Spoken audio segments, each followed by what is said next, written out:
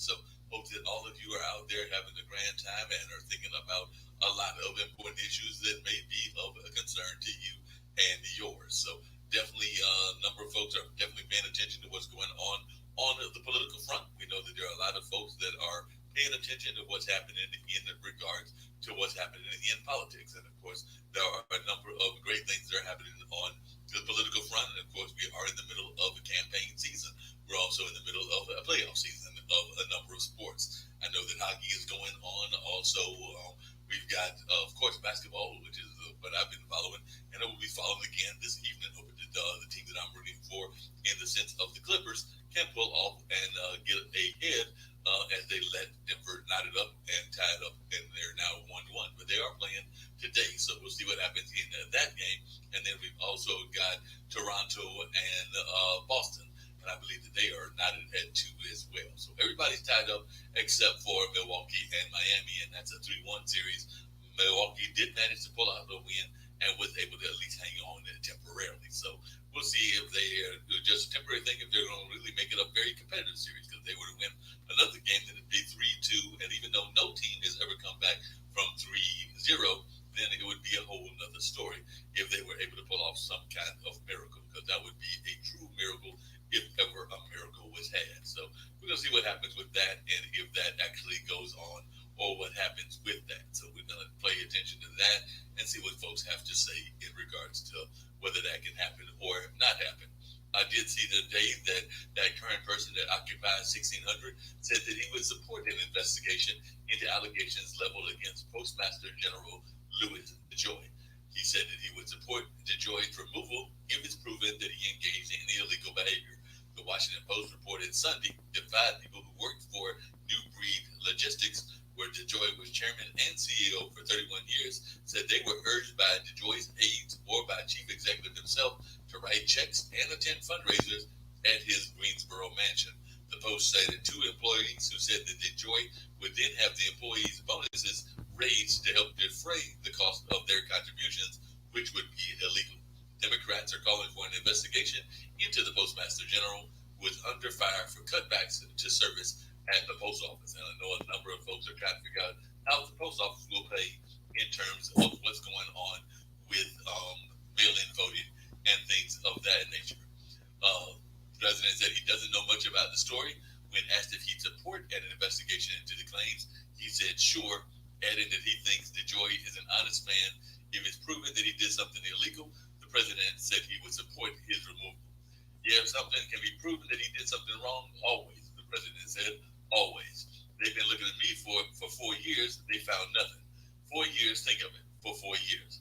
From the day I came down the escalator, I've been under investigation, and this is his quote, by sleaze, and they found nothing. They found nothing.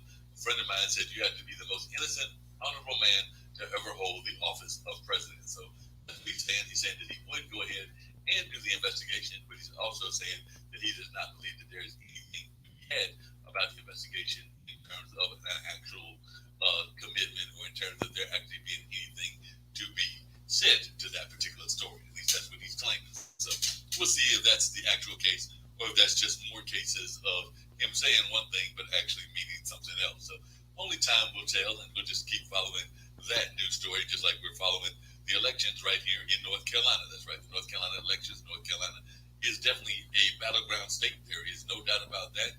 That North Carolina is truly a battleground state. So we're going to see how that plays out as well, in terms of it being a battleground state, because that race is entering into the home stretch. Well, I guess technically everything is entering into the home stretch, as we're now in September, and I think early voting will start in October, and then of course the election is on November 5th. So we're talking less than 2 months away from now. We should have the election, at least in terms of all the votes being cast. Now, how long it takes them to count those votes, that's another question altogether. So that's going to be a very interesting question, and all of that. It says North Carolina officially kicked off the general election on Friday, as it became the first state to mail absentee ballots to voters. It's a move that comes on the heels of the president at a campaign stop last week, encouraging North Carolinians to vote by mail and to vote in person. So it sounds like he's actually asking folks to vote twice. So that, of course, is not a thing that we want to be seeing here in our fair state. According to the North Carolina State Board of Elections, state law makes it a Class A felony for a voter with intent to commit a fraud to register or vote at more than one precinct or more than one time in the same primary or election. There are currently more than 7 million registered voters in North Carolina, with more than 400,000 more registered Democrats than Republicans. And to date, the state has received more than 600,000 absentee ballot requests ahead of the general election, 16 times as many as the 38,871 requests submitted at the same time in 2016. Democrats with more than 300,000 absentee ballot requests have 3 times as many as Republicans. So definitely we know a number of this has to do with the fact of the pandemic. The stakes are high in North Carolina this cycle. The 2020 CBS News election battleground tracker calls the state a toss-up for the presidential election, and there's also a competitive Senate race in the state that is crucial for Democrats' ambitions to flip that chamber. So a lot is going to definitely be playing here in our state of North Carolina. But in the era of coronavirus, when the responsibility of a governor has been elevated and the gubernatorial race has many similarities to the presidential contest, both Trump and Lieutenant Governor Dan Forest have pointed to a restless economy when talking about COVID-19, urging for businesses and schools to fully open, whereas Biden and incumbent Governor Roy Cooper have looked to medical expertise as the crux for their coronavirus response. Cooper has slowly loosened restrictions on businesses, in-person gatherings, and schools. In June, he delayed the state's reopening due to an uptick in coronavirus cases and later announced that face masks would be required in public. On Tuesday, Cooper announced the state was entering phase 2.5 and opening playgrounds and gyms at 30% capacity. Bars, movie theaters, and amusement parks remain closed.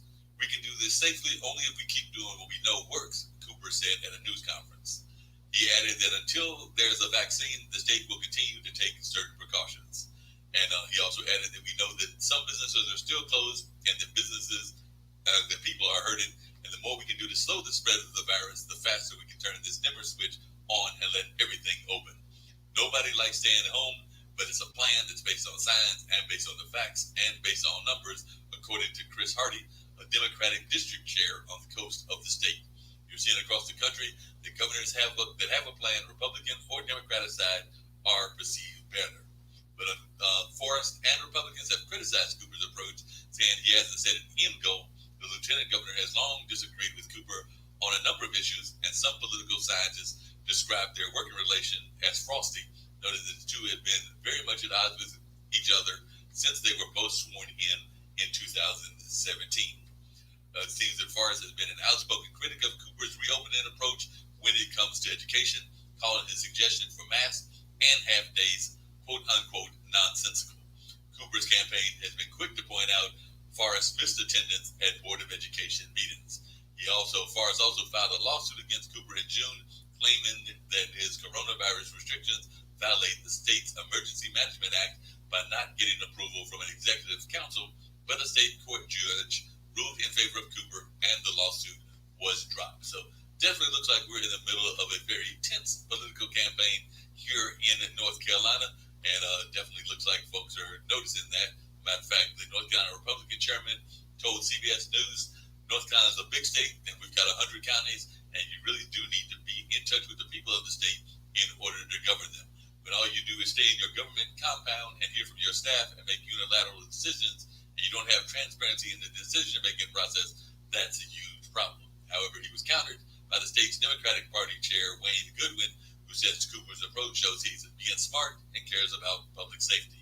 Rick Hurtado, a Democratic State House candidate, and said Cooper's leadership is his strongest asset right now, calling Forrest in-person events a slap in the face for North Carolinians. So, like I said, it definitely looks like North Carolina is going to be playing a major part in the elections and in terms of how things are covered with the election. So we're already seeing that, and that's definitely something that is going on right now. So definitely there's a number of issues that folks are paying attention to and that folks are listening to and all of that. So definitely glad to have folks pay attention and all of that. So I've got a person right now asking what we're talking about. Right now, we're talking about politics and things that are going on here in North Carolina. But of course, we're always interested in conversations and things of that nature. So if you've got something that you would like to comment or add to what's being said, then we would love to hear from you as well. Of course, this is IBM.TV, and of course, this is our show that airs on Monday afternoons. Got the wrong day, Monday afternoons, and that is, of course, the show entitled Mullings, Music, and Memory. So, of course, we love sharing comments and hearing from different people and what they've got to say as well. So, definitely, there's a number of things that are going on in the world, and of course, we love to hear from you, our listeners, to hear what you've got to say and what you think about some of the issues that are going on during this time and during these very hard times. So, of course, we would love to hear your comments on a number of world issues or things that you might be interested in talking about. Because definitely we do love sharing thoughts with our listeners and finding out what they've got on their mind at the time of the show. So, if you've got some comments or some things that you would like to share about world happenings, things happening around the world, then we would love to hear from you right here on IBM.TV. So if there's something that you would like to share with us, it doesn't have to be about politics. It can be about sports. It can be about the U.S. Open. It can be your thoughts on the Kentucky Derby. That's right, Authentic won the Kentucky Derby. And now we're going to see if that horse can do better or do as well. Can't do better if you've won it, but we'll see if they can do as well in the next round. So that should be very interesting to see how they do and how that comes along. So that being said, we're going to definitely let folks check out some music. Like I said, this is Mullins and Music and Memories. And of course, we love to share music with you during the show as well. So one of my favorite songs is a song called Born Under a Bad Sign, and that's by Albert King. So I'm going to put that on, let y'all check out Born Under a Bad Sign, and hopefully we'll be having some more comments, and of course we'll have some more music as well. So we're going to give y'all that in just a matter of a minute or two. Hope that y'all will enjoy this particular song. It's a classic, no doubt about that, in the sense of some great blues. So hopefully y'all will enjoy this music that is about to come your way, entitled Born Under a Bad Sign. So I hope that y'all will enjoy this great music that you're about to hear.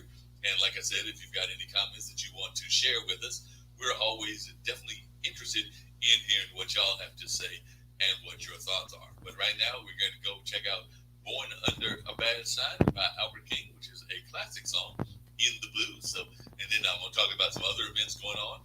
Maybe we'll talk a little bit about the history of Labor Day, because we are in the middle of Labor Day. So definitely right now, I'm going to let you check out Born Under a Bad Sign. So definitely that's about to come your way very shortly, and I hope that everybody will enjoy what they hear and that they definitely enjoy the music that is about to come their way. So definitely I think that this is something that y'all will all enjoy, and I'm looking forward to sharing it with you so that you can enjoy this classic blues song by a true legend of the blues, none other than Albert King. So keep that in mind, and like I said, if there's anything that y'all want to share in terms of things that you might want to share with us, then we would love to hear from you about your thoughts around the different issues. But right now, let's check out Born Under a Bad Sign.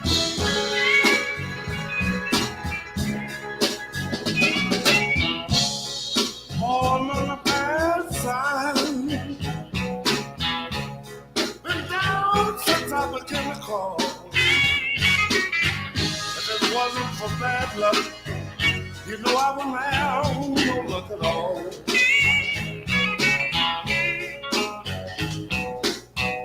Hard luck and trouble been my only friend. I've been on my own ever since I was 10. Born on a bad sign, been down since I began to call. If it wasn't for bad luck, you know I wouldn't have no luck at all.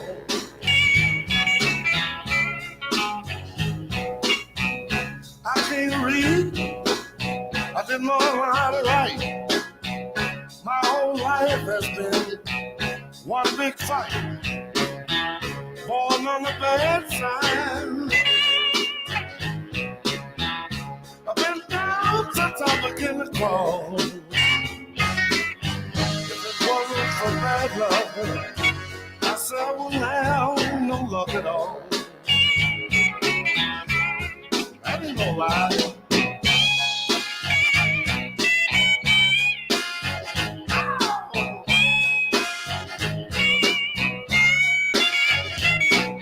You know, if it wasn't for bad luck, I wouldn't have no kind of love. If it wasn't for real bad luck, I wouldn't have no luck at all.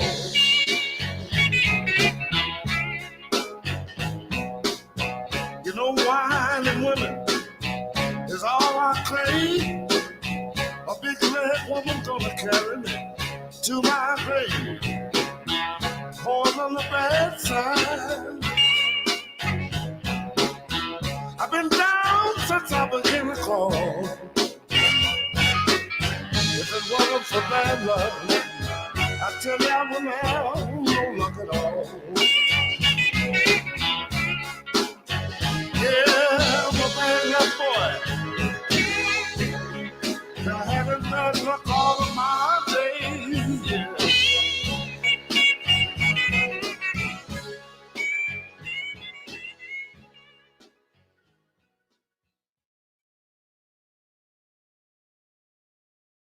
If my man was wearing this, I would be all over him. That smells really good. It smells like my guy's cologne. Okay. It smells really good, yeah. Smells really good? sexy. Oh, that smells.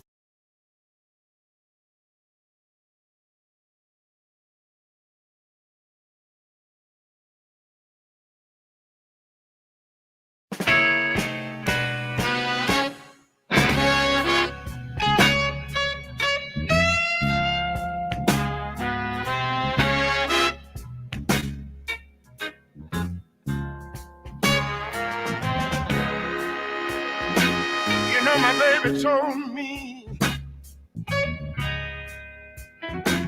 not so very long ago. She said, I don't love you, Daddy, and you got to let me go. That was too much for me.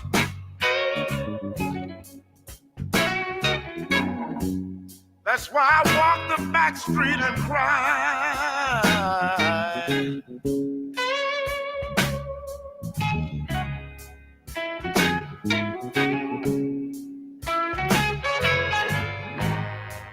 You know it hurt me so bad to hear my baby say goodbye.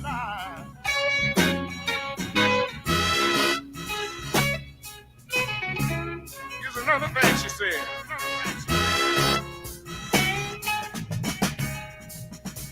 She said, another reason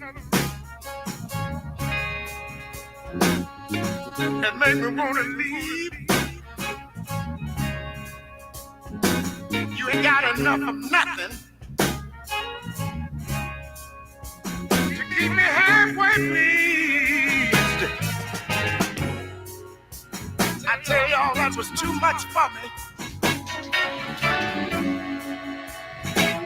That's why I walk the back street and cry.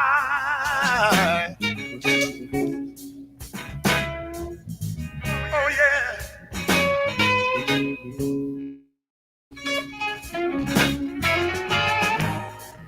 Oh, it hurt me so bad. Yes, it did. To hear my baby say goodbye.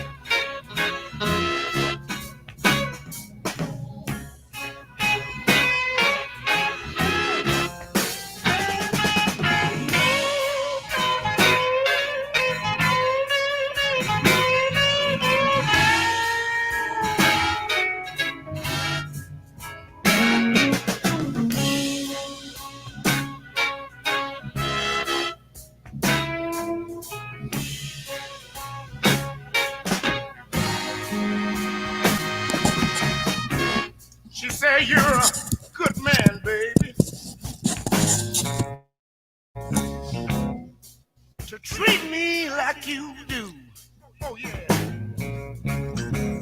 She say you ain't done nothing to me, but I just can't stay here with you. Oh, I stood and watched my baby as far as I could see. You know the girl, she started running. Yes, she did. After waving goodbye to me, I'm here to tell you that was too much for me.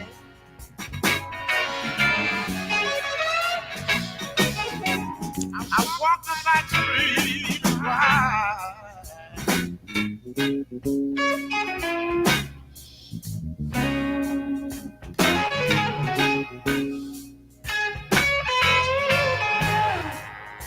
That hurt me so bad. Yes, it did. To hear my baby say goodbye.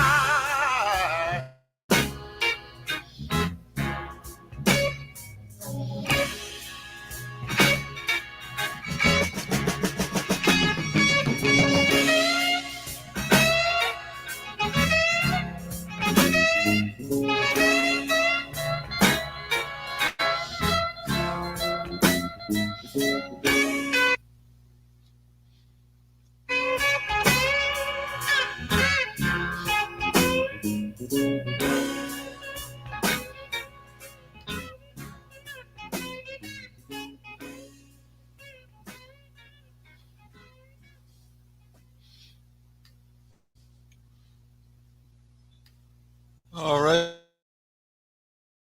folks, this is music from Albert King and Little Milton. Give you a little flavor of some great sounds and things of that nature.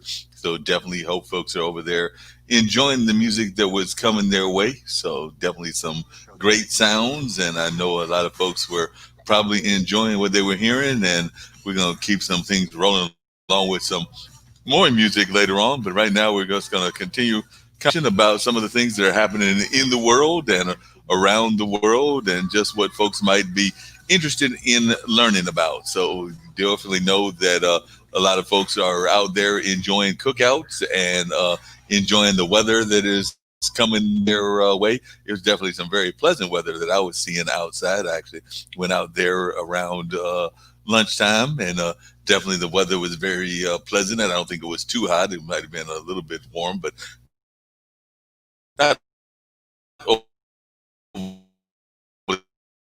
hot.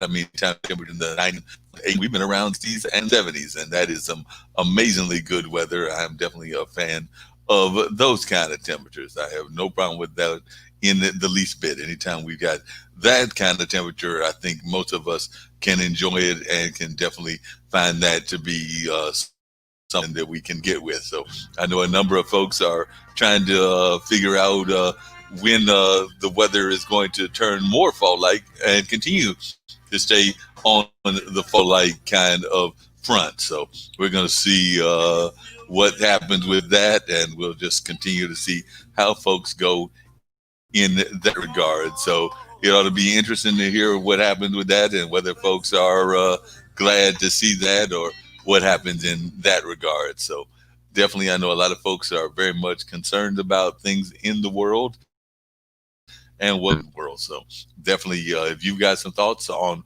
world politics, world issues, social justice, maybe just sports, or maybe entertainment news, or things of that nature, just let me know. Let me know, because this is the Mullins Music and Memory Show.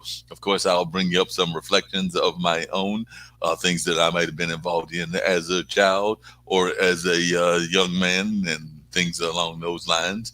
And of course, you can share your views and some of your past thoughts as well, based on what might have happened in your life. Could be that you're still in your teen or years of around 20s or so, and are just now developing those memories. Or you might be a person like me that's in their late 50s or you might even be somebody like my dad and some of his generation that are like around their late 70s and early 80s. So definitely we love to hear from people of all generations and to get their thoughts and reflections on things that are going on around the world. So that's just some of the things that are going on. I hope that the folks out there are having a good holiday and that they are enjoying themselves on this particular day. We do know that a lot of folks, like I said, are doing cookouts and they might be doing other things that they can do. Of course, everybody's trying to maintain the guidelines that folks have asked us to do in terms of social distance and in terms of wearing the mask and in terms of doing other things to protect ourselves during this age of the pandemic. So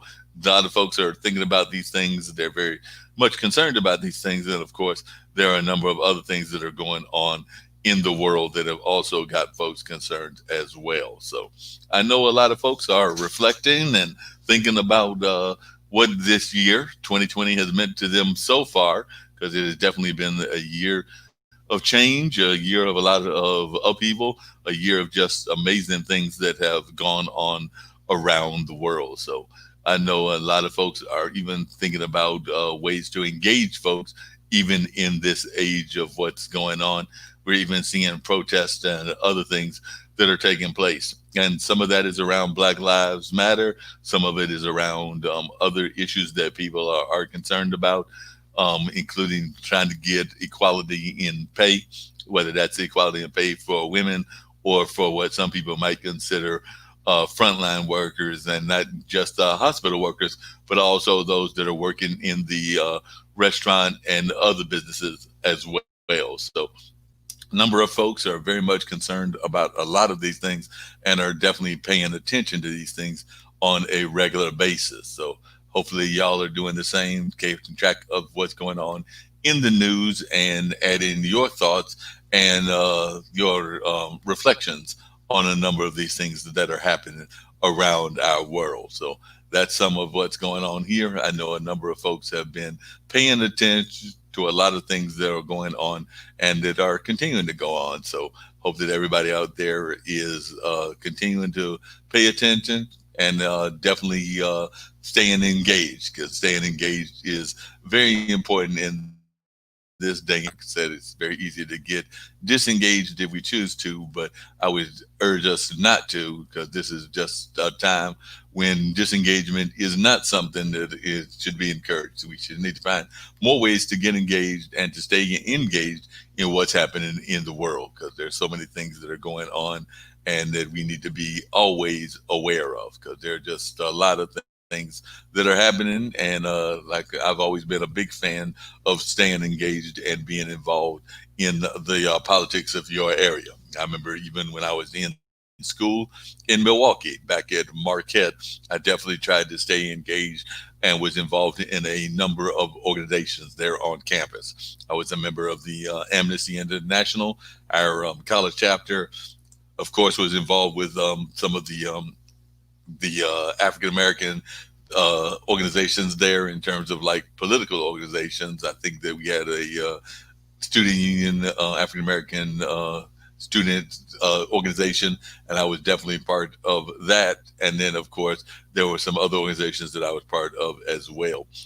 Some that were not as political by nature, like the newspaper staff, and of course, our radio station there on the campus of Marquette. So I was over there at WMUR. I believe that was the call letters, if memory is serving me correctly. So definitely I remember those days, and that would be one of those memory moments. Like I said, we will reflect on some memory moments every once in a while, but I definitely remember working for the school newspaper with folks like Janine Klein, Tom Morfitt, and a number of others that were part of that staff. I want to say Todd Beeman was there at some point, and maybe also Herb Lowe. So a number of folks that I've still, to some degree, kept in touch with, some more than others, but definitely remember those days way back in the early 80s, because that's when I was at Marquette University between the summer of 1980 till December of 1984. And we're now in the fall of 2020. So it would have been 40 years ago. 40 years ago that I actually began that college journey. So I know how some folks are feeling as they're going to go off to college.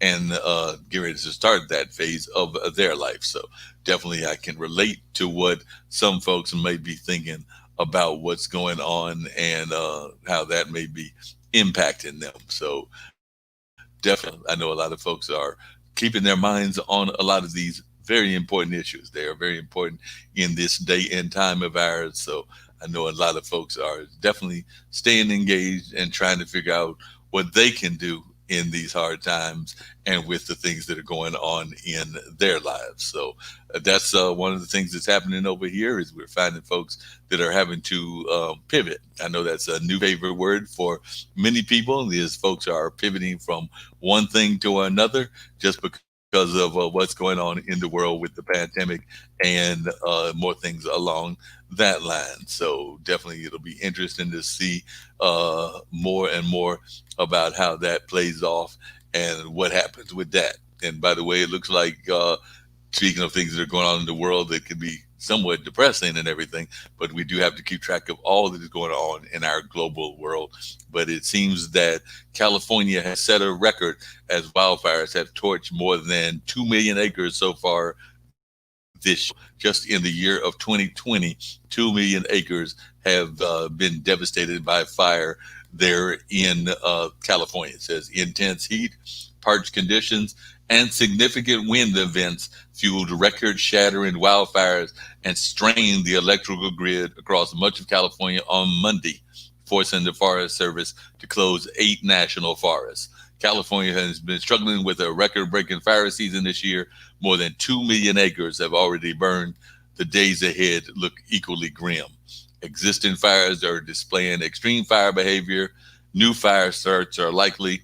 Weather conditions are worsening, and we simply do not have enough resources to fully fight and contain every fire, according to Randy Moore, the regional forester for the USDA Forest Service Pacific Southwest region.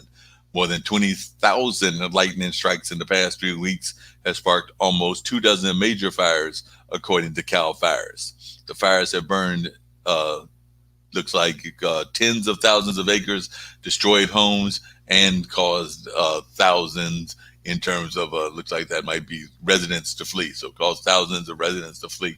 So definitely folks in California are being hit, and apparently September and October, and we're in the month of September, are historically the worst fire months, and that was according to the Cal Fire spokesperson Lynn Talmachoff.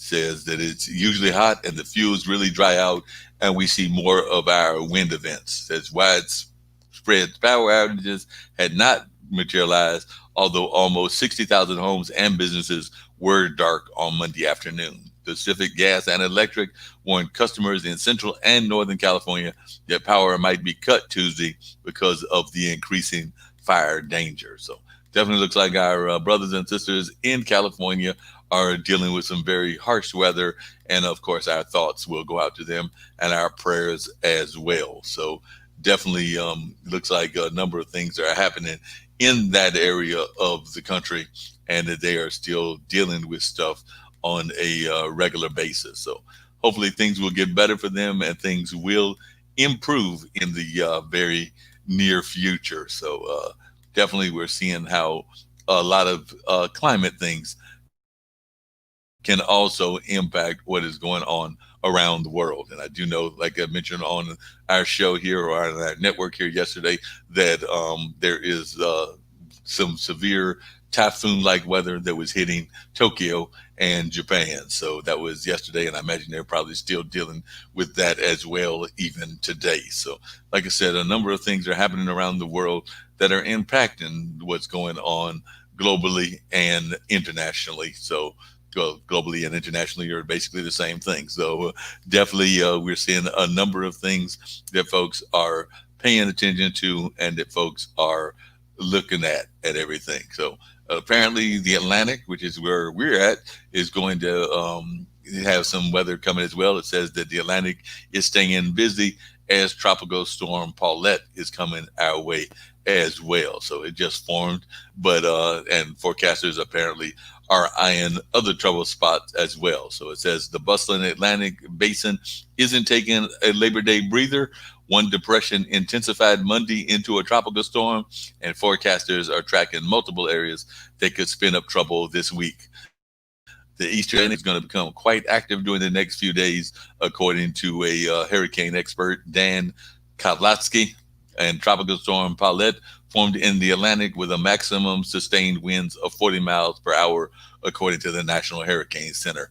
It became the 16th named storm in a record breaking hurricane season. Modest strengthening was expected over the next few days. The storm, about 1,375 miles east of northern Leeward Islands, will move west northwest across the Atlantic, passing just north of the Lesser Antilles later in the week, and that's according to AccuWeather. Forecasters also were watching a tropical depression that formed off Western Africa on Monday. The depression, which has maximum sustained winds of 35 miles per hour and was nearing the Cape Verde Islands, was expected to strengthen into a tropical storm later tonight. So definitely, it looks like that kind of weather is starting to stir up around that area as well. So there's even a quote from a gentleman who said that he just knew that it was going to impact him, and it was from a Cameroon trimper who had survived a sinking boat during Hurricane Laura. So he just was talking about how that storm had impacted his life. And as far as the forecasters also were monitoring a weak tropical wave over the Caribbean island, a strong tropical wave expected to emerge off the African coastline late in the week, and a trough of low pressure southeast of Bermuda, according to AccuWeather. So definitely looks like the weather might be stirring up. September is the peak month of hurricane season. The most active day of the year is around September 10th, which is Thursday on average, and that's according to the weather.com. Tropical storms and hurricanes can form anywhere in the Atlantic Ocean this time of year, and an estimated 71% of hurricane activity is still yet to come. So definitely it looks like folks might have to get ready for some more hurricanes, even though we've had a number of them already. Says predictions of an active hurricane season have been more than met. The 2020 hurricane season tally now includes 16 named storms and 5 hurricanes, which are Hannah, Isaias, Laura, Marco, and Nana. Hurricane Laura was the most lethal, ruin ashore on the border of Texas and Louisiana as a Category 4 storm back on August 27.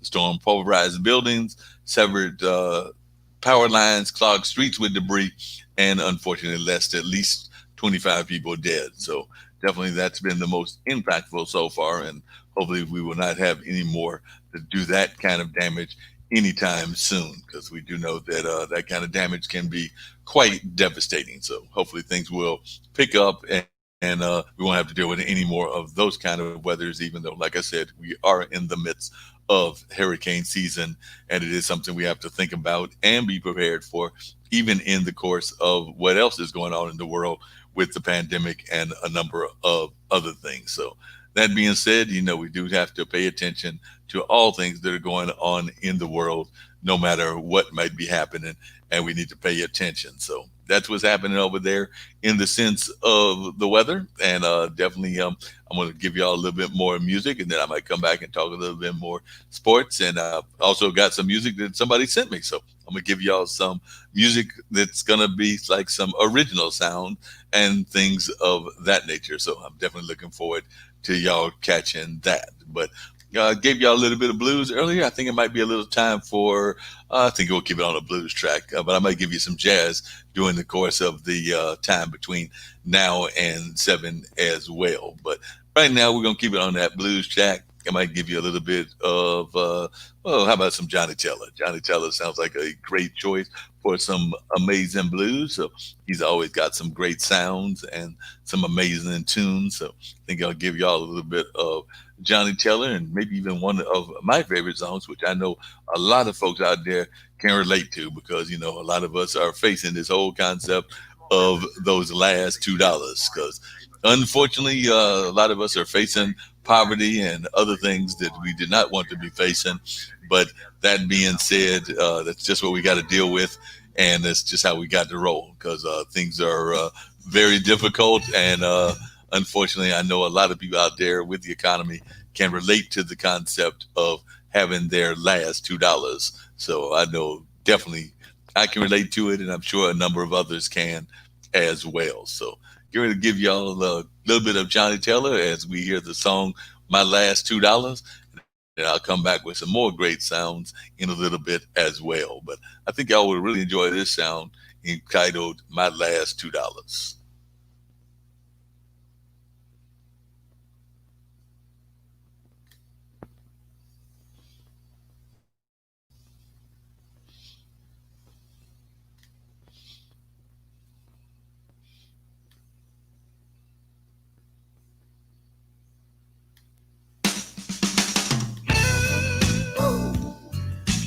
Uh, what a shame. All right. My lady at the casino,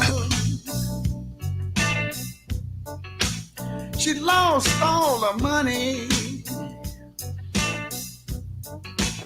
She said, don't feel sorry for me. No, don't feel sorry, honey. But if you want to do a lady a favor, here's what I want you to do.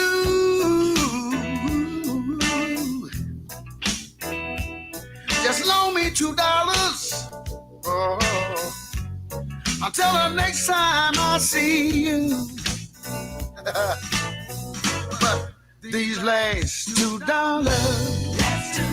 I'm not gonna lose. These last $2, I'm not gonna lose. One going for my bus fare, other one for the jukebox. To hear me some blues, gotta hear me some blues. She said I wouldn't be over here. My man had been treating me right. I came here to try to catch him, yeah. Cause he been sneaking around every night. But I got caught up over here, yeah. Got caught up in this scene. And I put all of my money in that doggone gallon machine. But these last $2, I'm not gonna lose. These last $2, yeah, I'm not gonna lose. One going for my bus fare, and the other for the jukebox. I got to hear me some down home blues. Oh, Lord. That's $2. Not gonna lose. That's $2. Not gonna lose. Jukebox.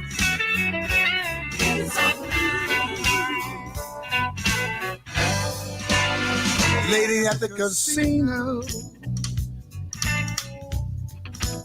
lost all the money, yeah. She said, don't feel sorry.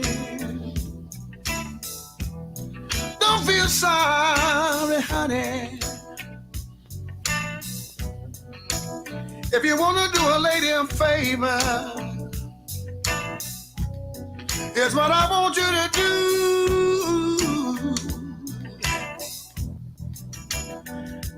Just loan me $2 until the next time I see you. But these last $2, I'm not gonna lose. These last $2, I'm not gonna lose. Both for my bus fare, other one for the jukebox. To hear me some blues. Oh, yeah. These last $2, I'm not gonna lose. These last $2, I'm not gonna lose. I learned my lesson, and now, baby, I wanna hear some blues. All right. These last $2, no, I'm not gonna lose. These last $2, I sure ain't going. One for my bus fare, for the one for the jukebox.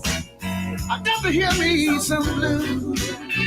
Yeah, yeah, I think I said it again. These last $2, I'm not gonna lose.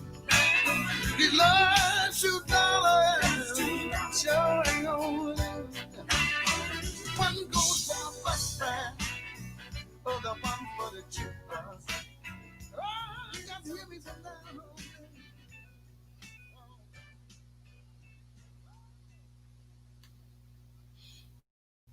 And in terms of other things going on in the world, there's all kinds of things that are happening and that folks are paying attention to, including things that are coming out of the White House. So apparently, earlier today, President Trump used a Labor Day press conference to continue to push back on allegations that he disparaged members of the military and to attack his Democratic opponents over the timing of a potential coronavirus vaccine.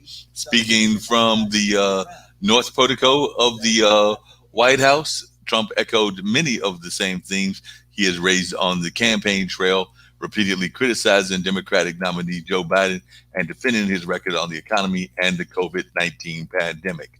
At one point, he demanded the Democrats immediately apologize for the reckless anti vaccine rhetoric that they are talking right now. The argument follows remarks by Biden's running mate, Senator Kamala Harris, that she would not trust an announcement from Trump about a vaccine without a credible source corroborating his statement. So definitely we're seeing politics playing in all kinds of parts of the world and around things that are going on. Apparently, Harris told CNN's State of the Union that I will not say that I would not trust Donald Trump. Um, Oh, I'm sorry. She said, I will say that I would not trust Donald Trump, and it would have to be a credible source of information that talks about the efficiency and the reliability of whatever he's talking about. I will not take his words for it. The back and forth over the vaccine underscored the huge impact it could have in the November election.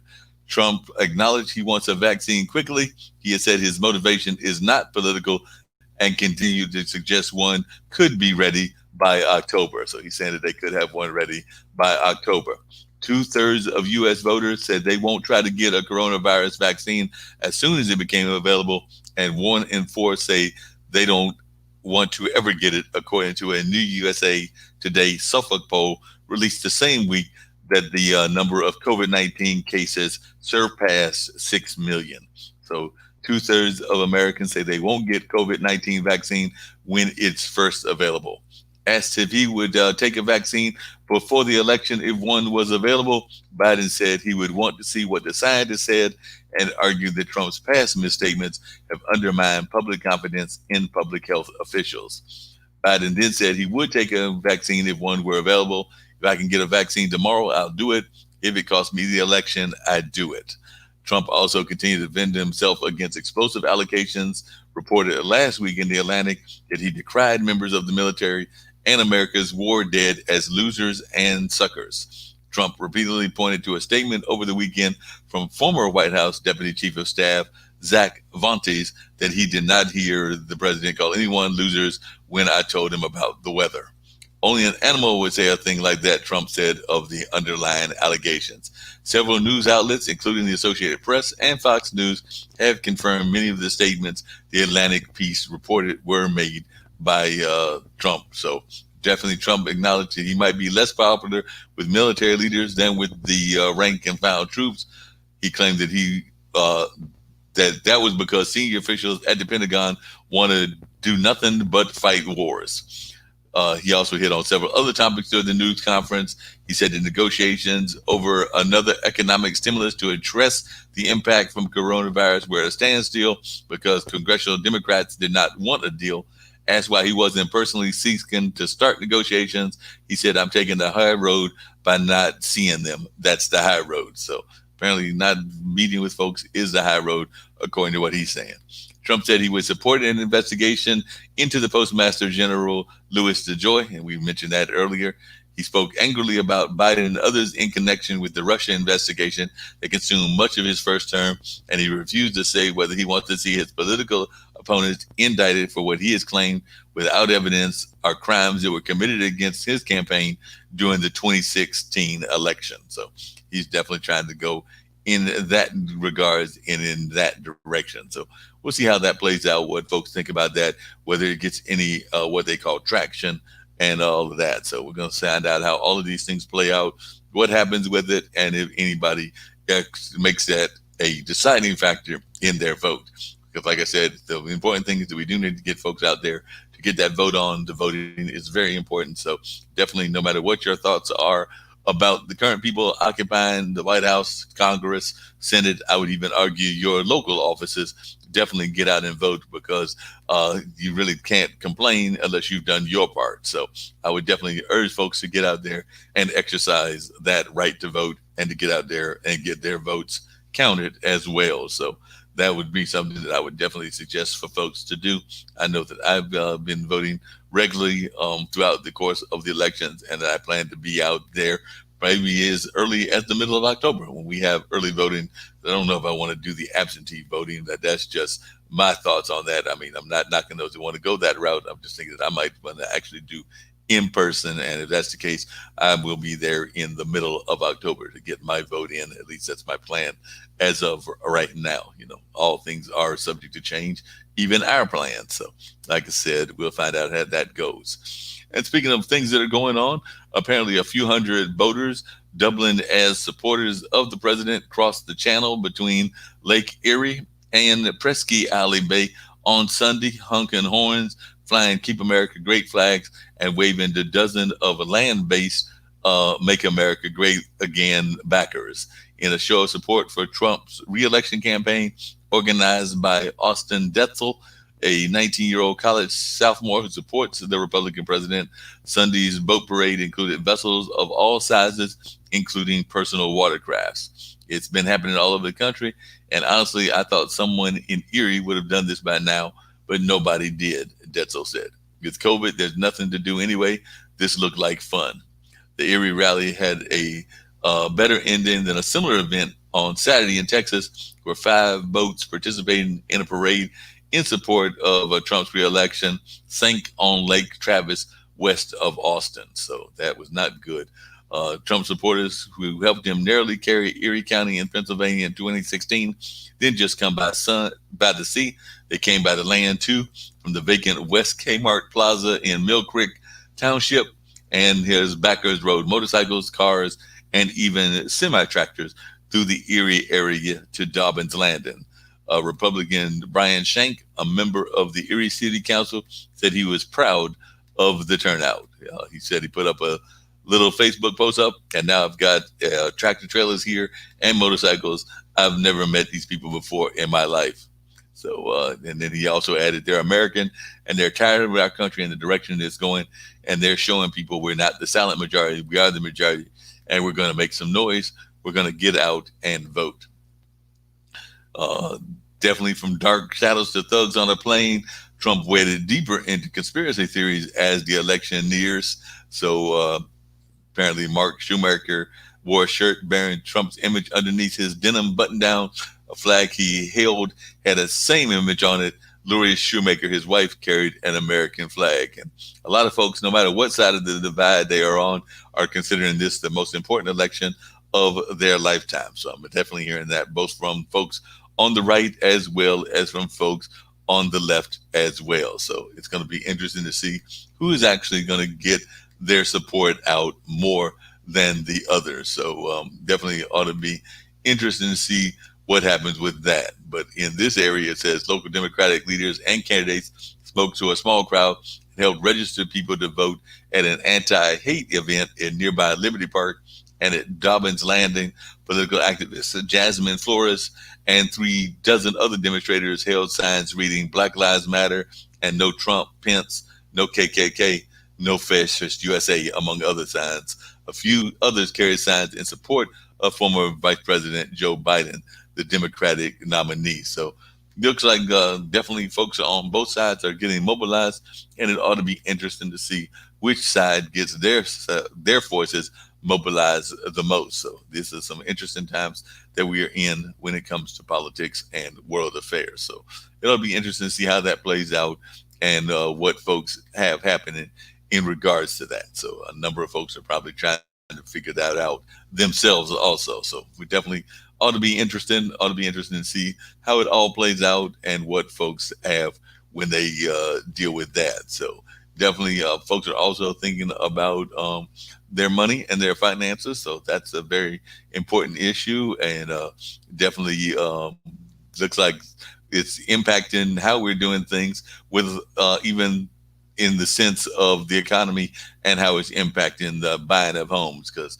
earlier it was reported that as a house divided, as millions of Americans face evictions, others buy their dream homes during COVID-19. So I guess it depends on where you fall in to that financial divide. So definitely, we're seeing some people that are going out and getting homes, and others that are not. But definitely, the article says the coronavirus recession has opened a wide chasm between the haves and the have-nots in America's housing market.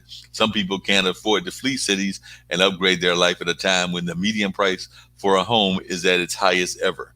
But other Americans aren't confident that they will ever own a home, and they face lasting financial damage from the pandemic following a historic wave of job losses, looming evictions, surge in home prices, and stagnant wages. So definitely a lot of folks are being impacted by what's going on, and not all in a positive way all the time, because definitely we're seeing that some people are able to get these things going, but others are not. It says COVID hasn't stopped the housing market, but good luck finding a home you can afford. So definitely it looks like the homes are not exactly the most cheapest houses in the world, but definitely folks are seeing that. So the economic downturn has led to a 8.4 unemployment rate in August, leaving many Americans struggling to buy a home or afford rent, particularly lower wage workers in hard hit hospitality and retail jobs. Among renter households earning less than $35,000 per year, 42% have slight or no confidence in their ability to pay September rent, according to the most recent U.S. Census Bureau Household Pulse Survey. The level of economic suffering for families is heartbreaking if we don't figure out how to help unemployed Americans pay rent, said Sam Gilman, co founder of the COVID-19 Eviction Defense Project. Eviction leads to horrible consequences for families. It can lead to homelessness, kids not going to school, and it's linked to deaths of despair. So definitely we're seeing folks like that. Trump's administration, by the way, has announced a nationwide eviction moratorium through the end of the year. What the moratorium means for one of the South's most vibrant cities, but that's going to be interesting, and folks going to have to see how that all plays out, and how the landlords and the tenants, and also how, whether you're a landlord of a complex or the landlord of an individual house, how folks individually deal with these issues.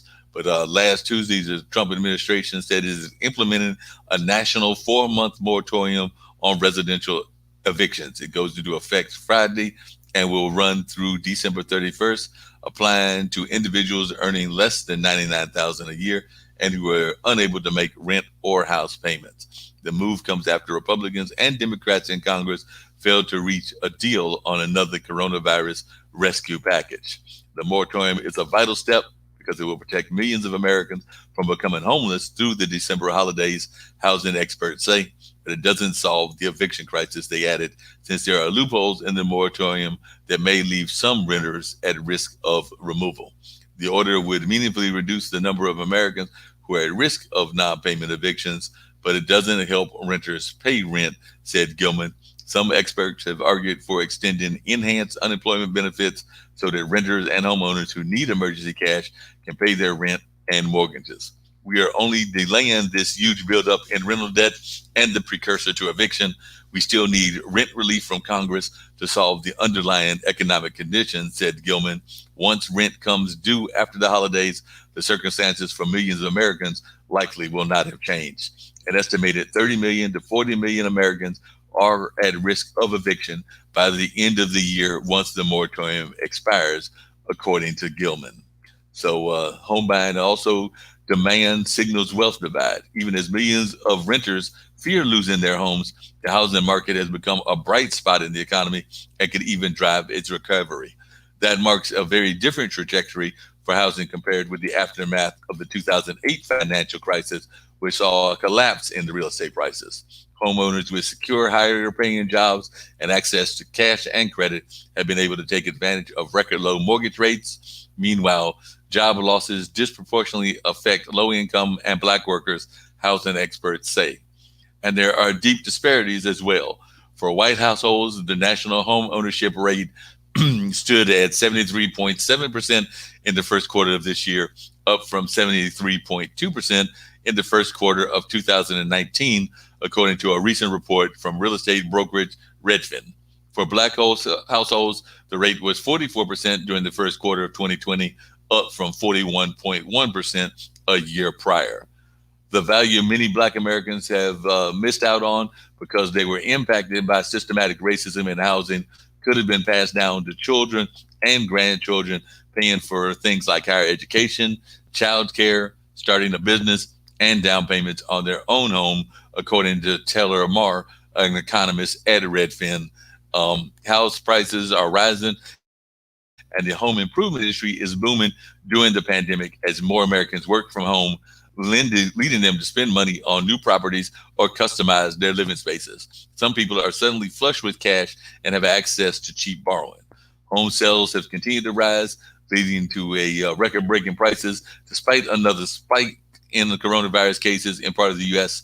The median national price for a home in July reached 304,100, the first time ever it has topped 300,000, according to the National Association of Realtors. So we are seeing folks that are having an impact and how that is going as well. Home buying is typically a spring and early summer affair, but this year was delayed because of the pandemic, and that's according to some experts in that particular part of the field as well. There's still a lot of interest in sellers getting top dollar for their homes and buyers getting more space, says Ted Rosman, an industry analyst at Bankrate. The work from home trend has legs even beyond the pandemic because many companies have found that workers can be productive from home and it saves them money on office space, says Rossman. That has big ripple effects for the housing market if work from home becomes more permanent. Some are splurging on renovations and home upgrades. Some Americans are upgrading their life with new appliances. Hey, I'm one of those. I even got a blender sometime back. Electronics and furniture, and some are planning other home improvements and renovations. Roughly 59% of homeowners have already completed at least $500 worth of home upgrades during the pandemic or plan to before the end of the year, according to a recent survey from Bankrate. There's a fortunate group of Americans with a steady paycheck that didn't go on baby vacations, but did end up buying new furniture, appliances, or are renovating, said Rossman. So definitely looks like folks are finding some things that they can do that would be of a positive impact when it comes to finances and things of that nature, particularly when it comes to finances related around home ownership and all of that. So we are seeing a number of changes that are positive changes, and that's a good thing. So we'll see how this all continues to play out and what folks have to say as more and more of this is developed over the course of time. So definitely we're seeing a number of positive changes in the sense of what folks are doing on the economic front. So that is good news for a number of folks that we are seeing these kind of positive changes and that we will continue hopefully to see these positive changes for a while. So that's some good news, even though we do know that folks are still being impacted devastatingly by the high unemployment, by a number of the other things. So it does look like there might be some upticks in certain trends, but that does not mean that we're out of the woods in the least bit. As you just heard, a number of folks are still trying to figure out what to do as they face the possibility of evictions and the possibility of things along that line. So line. So definitely, there might be some parts of the economy that are improving, and of course, even when we think about the unemployment figures, we have to think about the folks of some folks have even given up on looking for jobs, or they are kind of discouraged. So I am one of those folks that is wondering about some of those figures that we hear when they are seeming to be improvement. How much of that is true, and how much of that is because people have given up or are frustrated by what is going on in the world. So we have to take all of these things into consideration as we think about these very hard times and what is going on in the world. So a number of folks may just have actually given up and may not be thinking along those lines. So definitely we'll find out what folks have got to say. And we do have people watching us. I have somebody that said Discord, and somebody else that wrote that the Democrats are killing us. So they are apparently not a fan of the Democratic Party. That's their opinion. And of course, we have everybody that is entitled to their various opinions and to what they think and to how they go. So we do have folks that are watching and are catching us and are giving us their thoughts of all that is going on in the world and what they think is happening. So definitely glad to have a number of folks watching us. So definitely, if you got thoughts and you want to share your thoughts, then we are always open to hearing these thoughts being shared by many, because we do love getting comments and hearing what folks have to say. So definitely a number of folks have expressed their thoughts, expressed their concerns, and we're always glad to hear from folks about that. So we're going to take a break. I am going to bring up Tamara Bubble, who sent me some of their music, and who knows, they may even appear on the show later on. But in the meantime, we're going to keep this blues thing going because, like I said, I am a big time blues fan and definitely love hearing the blues. So right from Miss Jody, and we're going to hear Miss Jody singing a song that I know a lot of folks can relate to. They probably have had these moments as well. That's that moment of when the haters hate you. So haters can be hating is the name of this particular song. So we're going to see what they've got to say and what their thoughts are in that regard. So we love hearing from different people and getting their reflections and their thoughts. So I'm going to try to bring that up in the very near future. These computers trying to do what computers like to do.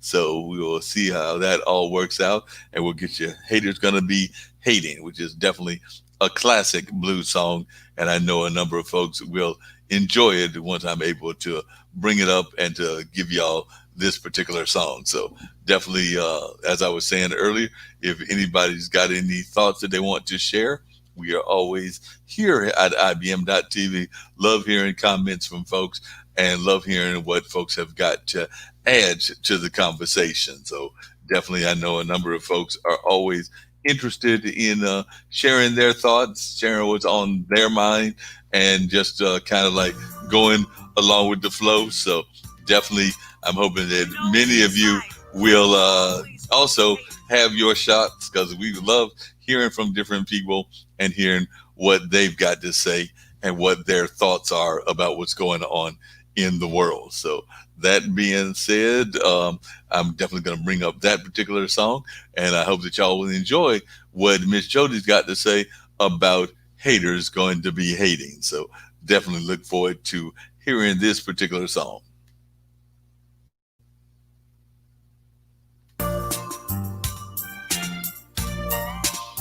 You know, in this life, there are always going to be haters out there.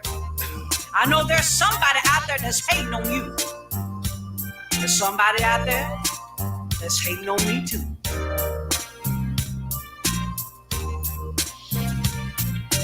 Haters gonna be hating. Somebody out there, y'all, is hating on you. Haters gonna be hating. And I know somebody is hating on you. Now some people be hating and don't even know your name. How much they hate on you is a damn shame. Some don't like the car you drive or the house you're living in. Some be hating on your jobs, might be your closest friend. In this world, there's one thing I know. You're gonna find true haters everywhere you go. Haters, gonna be hating. Somebody out there is hating on you. Haters are gonna be hating. Oh, and I know somebody is hating on you. No matter who you are or what you do, I know there's some haters out there that's hating on you. Now you can live uptown or down in the hood. There's still gonna be some haters that don't mean you no good. Now it's so true. Listen to what I say. You can't dodge those haters no matter where you stay. I said a haters, they're gonna be hating you. Somebody out there is hating on you. I said haters are gonna be hating, yes they are. Somebody out there I know is hating on me too. Now all this hating, it ought to be a crime. It don't make no sense, but I see it all the time. It's been going on forever, and it always will be. They'll be hating on you, and they'll be hating on me. Now don't be surprised when a hater start hating on you, cause that's just what they are, and that's just what they do. I said a hater gonna be hating, are gonna be hating you. Somebody out there is hating on you. I said haters gonna be hating, they're gonna be hating, I know they are. Somebody out there is hating on me too. Haters gonna be hating, they'll always be out there, y'all. Ain't nothing you can do about it. Ain't no you, no matter how hard you try. You see, you'll be surprised. Find out just the reason why.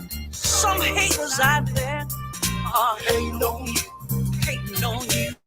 Might be in the White House, might be in your house, but the haters are gonna always be hating on you. They can be a woman, or it can be a man. It might even be your dog hating on you. Oh, haters gonna be hating y'all. Somebody out there is hating on you, hating on you. Haters are gonna be hating. Listen to what I'm saying, y'all, cause they hating on me too. Oh, haters, they're gonna be hating, yeah, yeah. Somebody out there is hating on you. Oh, haters, they're gonna be hating. And you'll be surprised, yes you will, to find out who's hating on you. Oh, haters, they're gonna be hating. Somebody out there is hating on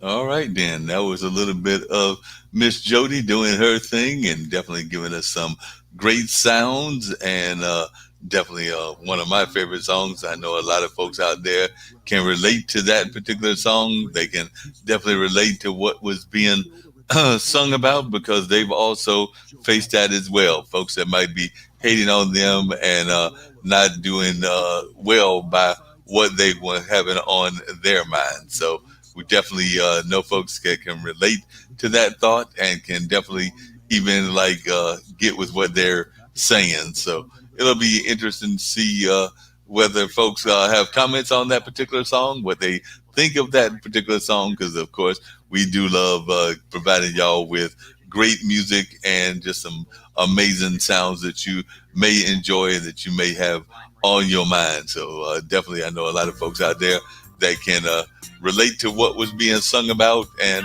to all that's going on. So I know a number of folks that can get with that, and they might even have some folks that they might be hating on. So, like I said, oftentimes we wind up hating on folks and don't even know why we're hating on them. So I'm sure there were some folks out there that could relate to that and might have even been thinking about their own life and what was going on in their life. So, whether it's that song or another song that I'm a big fan of, and I think I might have played this one last week as well, but I know a lot of folks out there can also know that we don't have time for hate. So that's what I'm going to give y'all a dose of, as well as this song by Shamika Copeland entitled Ain't Got Time for Hate, because I'm with them. I don't have time for hate either. It's about trying to share joy and positive thoughts. So I ain't got time for hate, and I'm sure many of y'all don't either.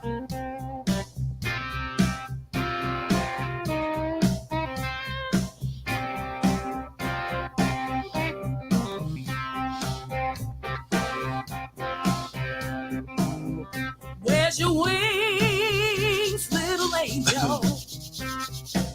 My sweet baby child. And how you gonna live in a world gone wild, where you better be smart, you better be strong, ain't gonna be here.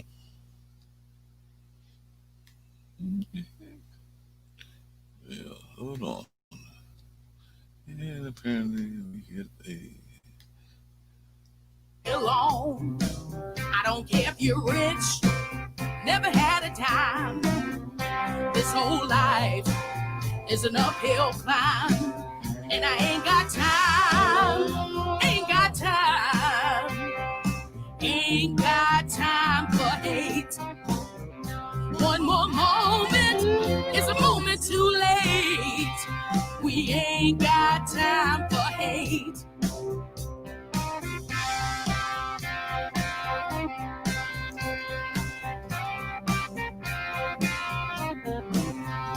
People lost and lonely, looking for a home. Call us names that still hurt us, a lot more than stones. It's the law of the jungle, it's the law of the land. We hold each other's hearts in the palm of our hands, and we ain't got time, we ain't got time, we ain't got time for hate. One more moment is a moment too late. We ain't got time for hate. Black and white, brown or tan, every woman, child and man, rich or poor, gay and straight, we ain't got time for hate.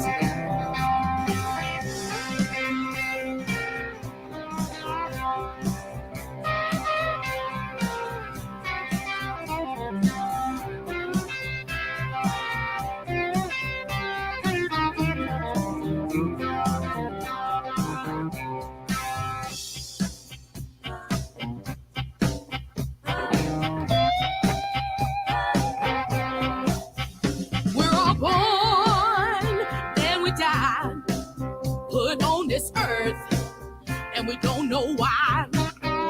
Breathe the same air, bleed the same blood. Some in mansions and some in mud. Little angel, if you survive, I know someday you gonna fly. And I ain't got time, ain't got time, ain't got time for hate. One more moment is a moment too late. We ain't got time for hate. And I ain't got time, ain't got time, ain't got time for hate.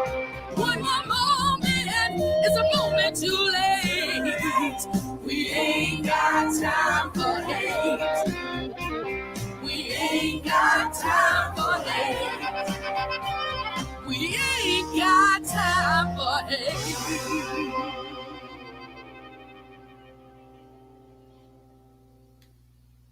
No doubt about that. We definitely don't have time for hate. There's no time for that whatsoever. But I also said that I like to encourage folks that are doing positive things to tell us about those positive things so I can share them as well. So I heard from a artist by the name of Tamara Bubble, and I told her that I would get a chance to play her music, and it's actually some music that's very much Labor Day fitting. It's entitled "Get Back to My Life." So that's what I'm going to let y'all check out right now is Tamara Bubble and Get Back to My Life. I also have invited her to appear on one of our shows, whether it's this one, if she gets in the next hour or so, or whether it's a upcoming edition of a future show. So definitely she does know that she is welcome to come on the show and to share her music. But right now we're going to let y'all check out what it's all about with Get Back to My Life. And this is actually going to get us away from the blues sound, since she's definitely not a blues artist. I would consider her more of a pop kind of artist or something along those lines. But I do think that y'all will enjoy this one. And I also think she's got one that's kind of political in it that I might try to get on as well. But let's check out Get Back to My Life.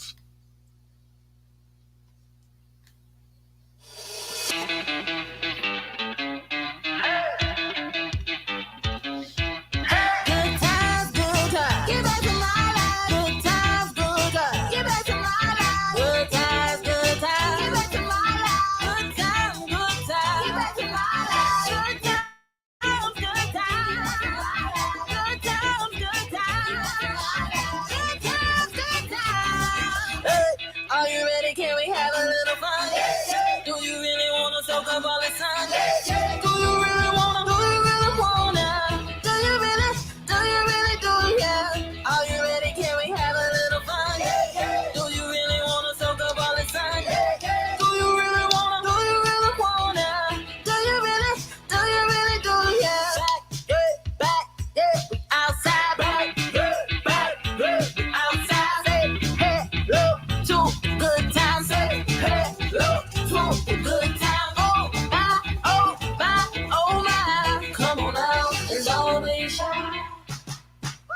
Good times, good times. Get back to my life. Good times, good times. Get back to my life. Good times, good times. Get back to my life. Good times, good times. Get back to my life. Good times, good times. Good times, good times. Good times, good times. You invited to a whole lot of fun.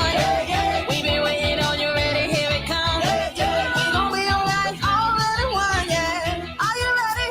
Are you ready? Are you? Bye. Welcome back to the good life. Come on back, stop on by.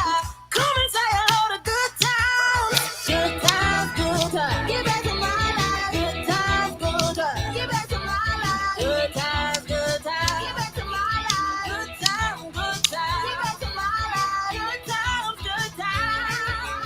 Good times, good times. Good times, good times. Good times, good times. Good times, good times. Good times, good times. Good times, good times. Good times, good times. Yeah, that was some nice songs. There ain't no doubt about that. I was digging that song, so that was real cool. So yeah, I think a lot of folks can relate to that, no doubt. So yeah, that was a wild song. Oh yeah. I think I'm gonna give y'all a little more taste of what Tamara is all about, because like I said, I think she's got some different styles that cross all kinds of genres. So this one is actually called Big Business. So I'm gonna let y'all check that out as well. So I think y'all will enjoy seeing how diverse Miss Bubble is, Tamara Bubble. So I'm gonna let y'all catch that also. Getting ready to bring y'all that in a matter of a minute or so, because like I said, y'all will see that she is a diverse performer that covers all kinds of sounds. And I think that y'all will definitely enjoy what it's all about when you hear this particular number. And I'm here to bring that up very shortly. And then y'all can see what this is all about. So this is another one of Tamara Bumble's songs entitled Big Business.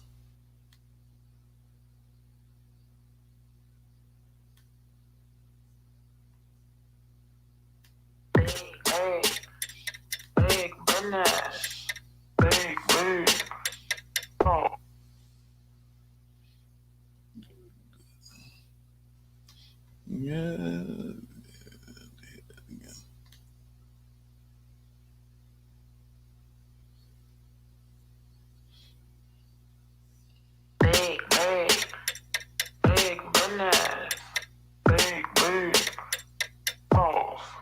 Mess with my bag, we gon' fight. Mention bread, I'm gon' bite. Let me shine, get your life. I get paid day and night. My bitties hang like ain't no bra. My body bang is dangerous. I'm super dope. You don't know why you taking notes to match my fly.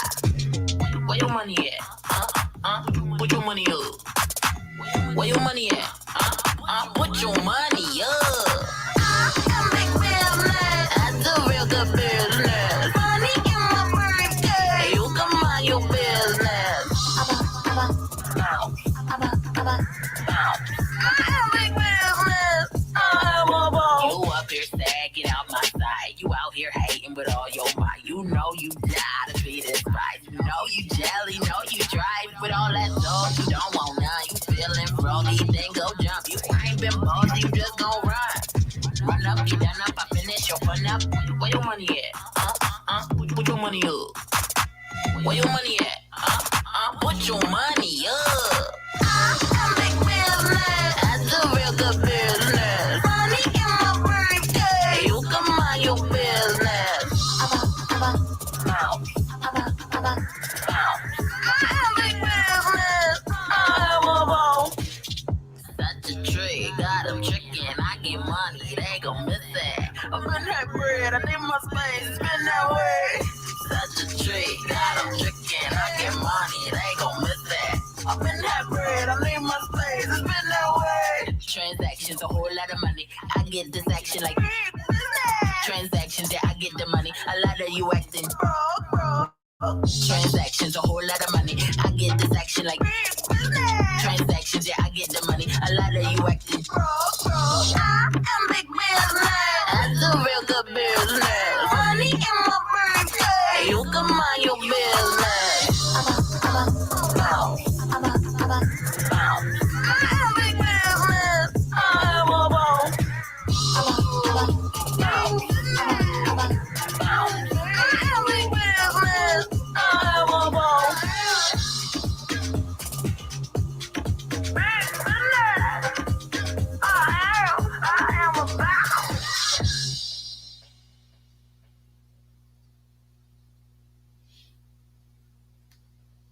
Yeah, that was Tamara Bubble and her song entitled Big Business. And like I said, they definitely got some other songs as well. So we're going to check out a couple of more of the ones that are out there as well.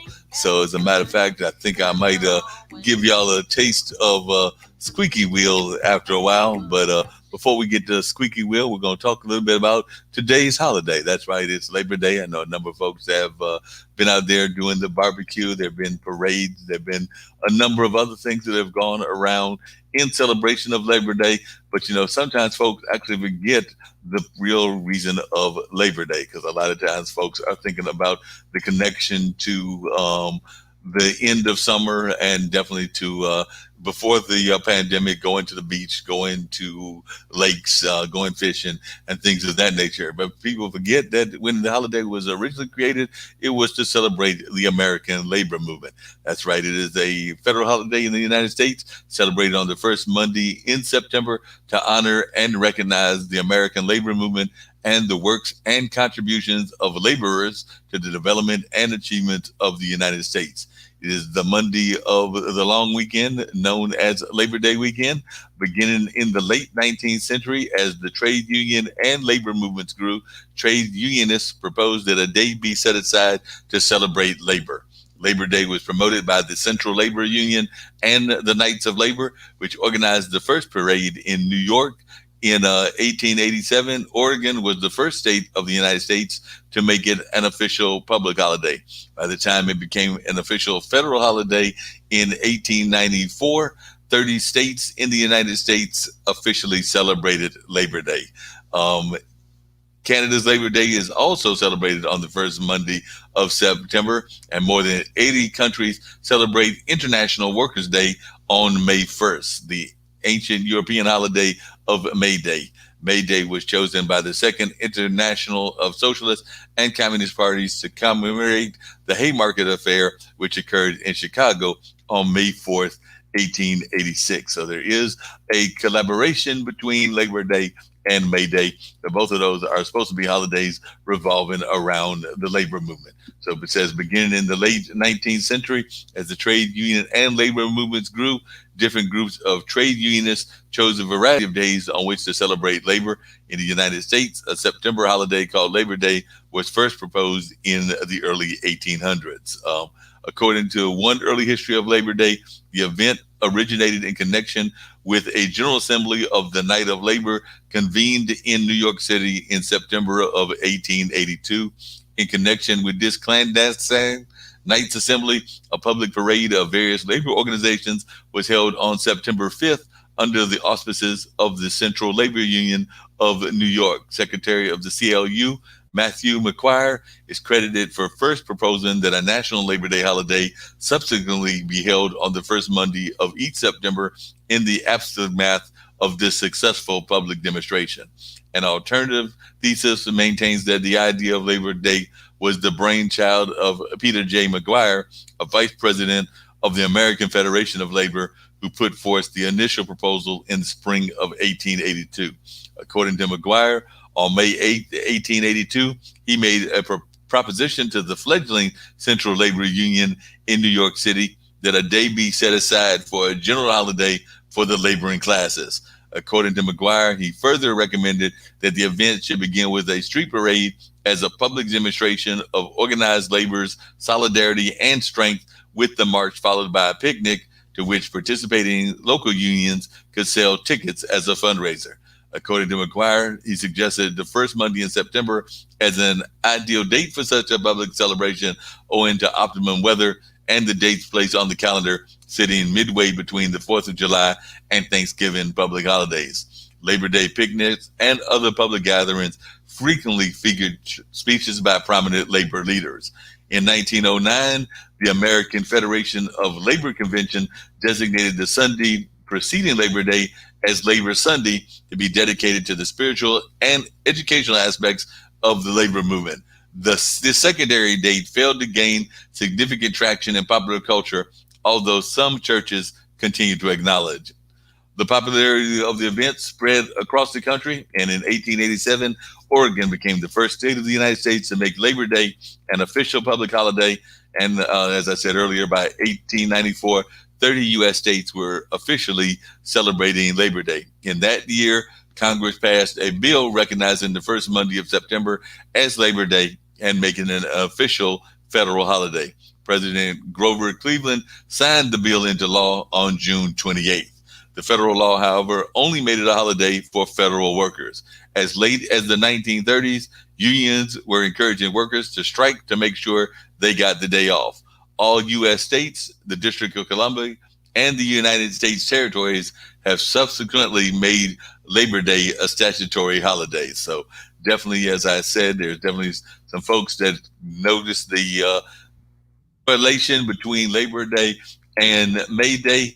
And of course, that's another holiday that celebrates the labor movement. It says since the mid 1950s, the United States has celebrated Loyalty Day and Law Day on May 1st. Unlike Labor Day, both are not legal public holidays in that non-essential government agencies and most businesses do not shut down to celebrate them and therefore have remained relatively obscure.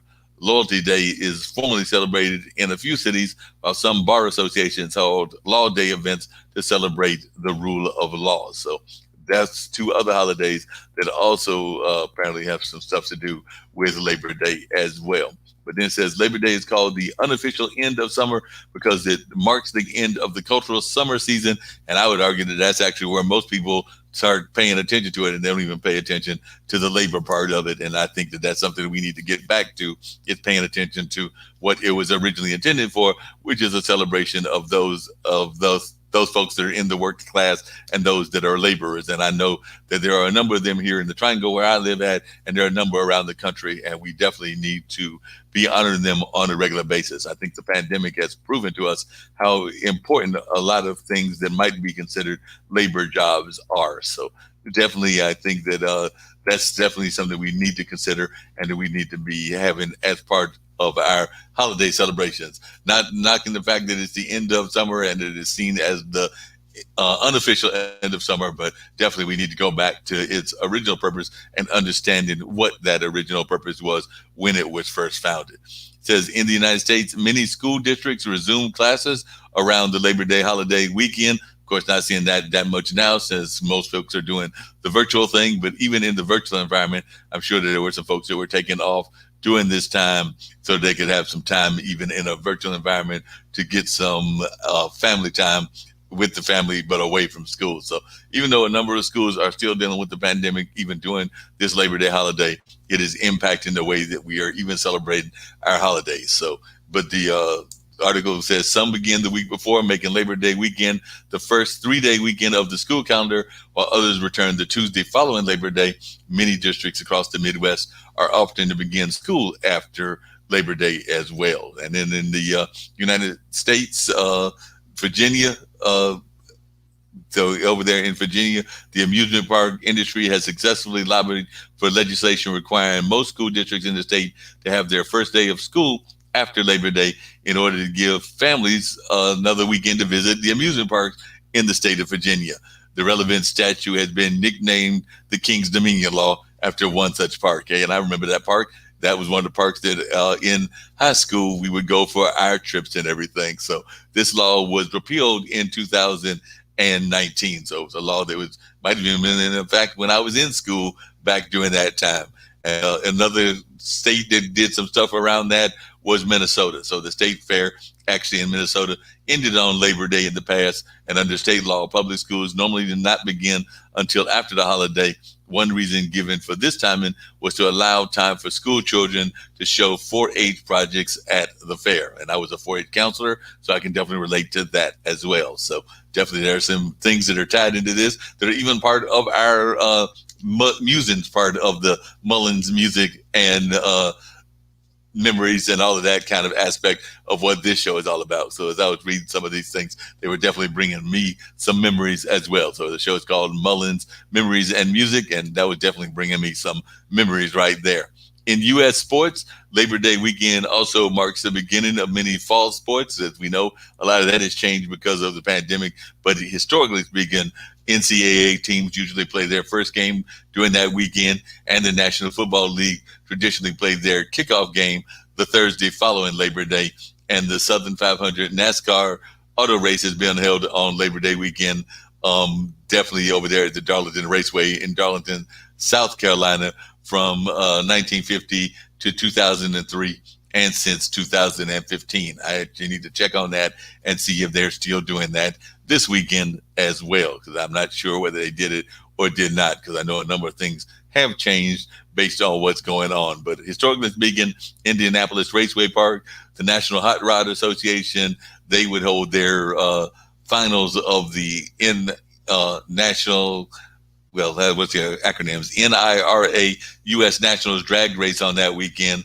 And also Labor Day is the middle point between week 1 and week 2 of the U.S. Open Tennis Championship held in Flushing Meadows, New York. And we do know that that is going on. Of course, I think that they're not having the fans and a number of other things because of what's going on with the pandemic. So we're definitely seeing some things that are changing because of the pandemic and also impacting our holidays, whether that's Labor Day, whether that was 4th of July early this year, whether that was May Day or Memorial Day or a number of other holidays that it has definitely impacted how they were treated. And by the way, in fashion, Labor Day is or was considered the last day when it was acceptable to wear white or a seersucker. So definitely it even impacted like the way that we wear our clothes and things of that nature. And of course, there are numerous events and activities organized in major cities. For example, New York has in the past offered the Labor Day Carnival and fireworks over Coney Island.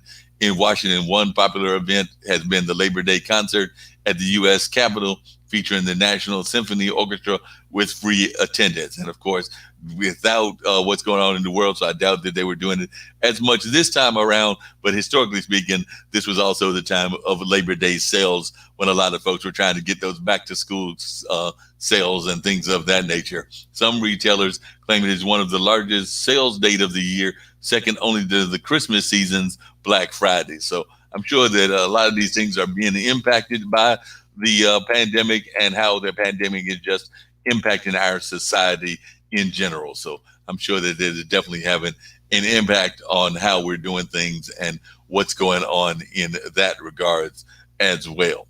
But I'm going to let y'all check out a little bit more music from that lady that had sent me her songs and all of that, because I was really enjoying what Tamara Bubble was all about. So gave you a little bit of history of Labor Day and some thoughts on Labor Day. But we're going to get right back to some more sounds, and we're going to have some more from Tamara Bubble. I think that she even had one that dealt with the politics of the day. So as you can see, she's a diverse musician, definitely has some things going on throughout the area. So I'm going to let y'all check out a little bit of these songs and see what this is all about. So we're going to let you check out Tamara Bubble and some of her amazing songs that she's got going on, and let y'all check y'all out what's going on with that. So I think we're going to check out this one entitled Who Run It?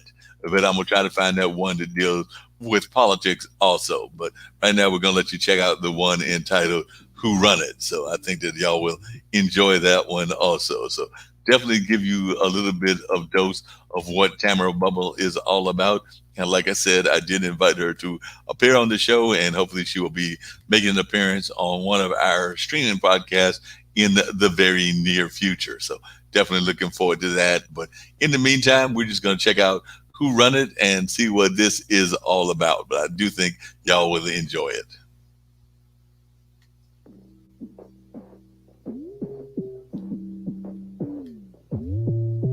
Bad girl, and I mean business. But I'm that girl, I only hustle with the queen since I'm in this. To witness, we run these streets. Rock vintage, designer, we been brought here.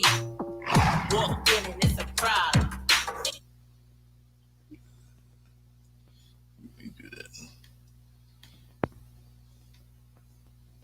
Your face while I'm talking, oh, you got to see the star come. Ladies, ladies, gather around, cause it's about to go down. Like who want it? Who asking me if we run it? Who thinking that we came back it up? Who thinking that we front it? Hold up, my swag different, it's all stripping, my bag bigger, I'm boss thriller, my next deal is your sweet dreams. If you won't win, we switch teams. Clap it up for the boss, oh my. Clap it up for the boss one time. Here come the trouble, bring on the drama. We hold the power, do what we want. Hope, run it, hope, run it, hope, run it, we do. Here come the trouble, bring on the drama. We hold the power, do what we want. Hope, run it, hope, run it, hope, run it, we do. Hope, run it. Let me break it down, make it plain for you. Speak your language so you see my vision so clear blow. Look, you need me and trust I don't need you. I don't spread thin, I don't make room. I ain't got time, I'm in so boom. I'm in my prime, you need your tune. Stone cold up in my review. And I don't look behind, I got way too much to do. While you try to figure me out in my next move, I make these rules. Clap it up for the boss, oh my. Clap it up for the boss one time. Here come the trouble, bring on the drama. We hold the power, do what we want. Hope, run it, hope, run it, hope, run it, we go. Here come the trouble, bring on the drama. We hold the power, do what we want. Hope, run it, hope, run it, hope,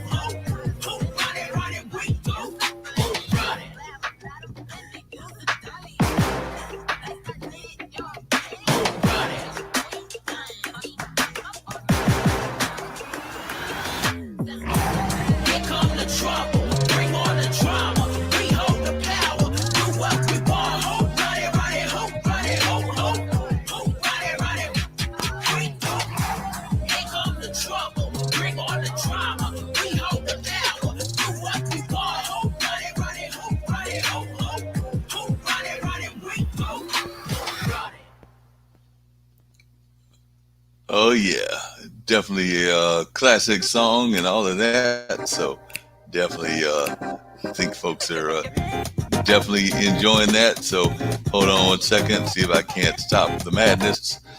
All right. Yeah. Folks were definitely enjoying those sounds and great sounds that were coming our way. So definitely, I think folks were enjoying what they were hearing, and definitely it was just some amazing music that folks enjoyed, and I think folks will continue to enjoy those sounds. So I do want to thank Tamara Bubble for reaching out to me and telling me about her music. And like I said, it covered some great sounds and different kinds of sounds, because you heard one of them sounds definitely had more of a blues kind of beat to it, while another one was more of the traditional um, rap forms that we're used to. So definitely do want to thank Tamara for letting us check out her sounds and what she's all about. So definitely I appreciate that big time. And we're going to see what she got to do even when she hits the political front and all of that. So we're going to let you check out this one entitled, Dictator. So we're going to check out this one entitled Dictator. And then we've got another one that's entitled Clockwork. But right now we're going to let you check out Dictator. Little small fry, little pee-wee, little pump fake, little dictate, little cornbread, get big mad, little boy buy you a big hate. Little small fry, little pee-wee, little pump fake, little dictate, little cornbread, get big mad, little boy buy you a big hate. I get money. But you telling me how to spend it, yo, you funny. You're so funny. I just laugh, I'm not offended. You're so dummy. Like I need your opinion when you finish, when you done. Mommy, hop up on my horse, yo. Step back on my horse. I'll play you like a torch, bro. Boom, how to let a sword. Why you holding back up yours? How you mad at? I'm a boss, yo. Boss, don't tell me what to do. Girl, dictate. So yeah, that was one of her more interesting songs and everything. But we're gonna let you check out Clockwork as well, and then after that, we'll come back with some more news and thoughts along those lines. But we're gonna let you check out Clockwork also, because definitely Tamara Bubble definitely had some interesting songs, and was glad that she was able to share those with us. And definitely, I think folks will enjoy what she's all about. So, want to appreciate Tamara Bubble for making herself available to us, so we could learn more about who she is, what she's all about. So, definitely do want to thank Tamara Bubble for coming in there and sharing with us her songs and what she's all about. So definitely, I think folks will enjoy her music. And like I said, we'll also be coming back in the last hour or so to talk about some other world issues and some of the things that are happening. So definitely glad to have y'all here with me and to share our thoughts on Mullings music and memories. So definitely appreciate that. And right now we're going to check out Tamara Bubble and Clockwork.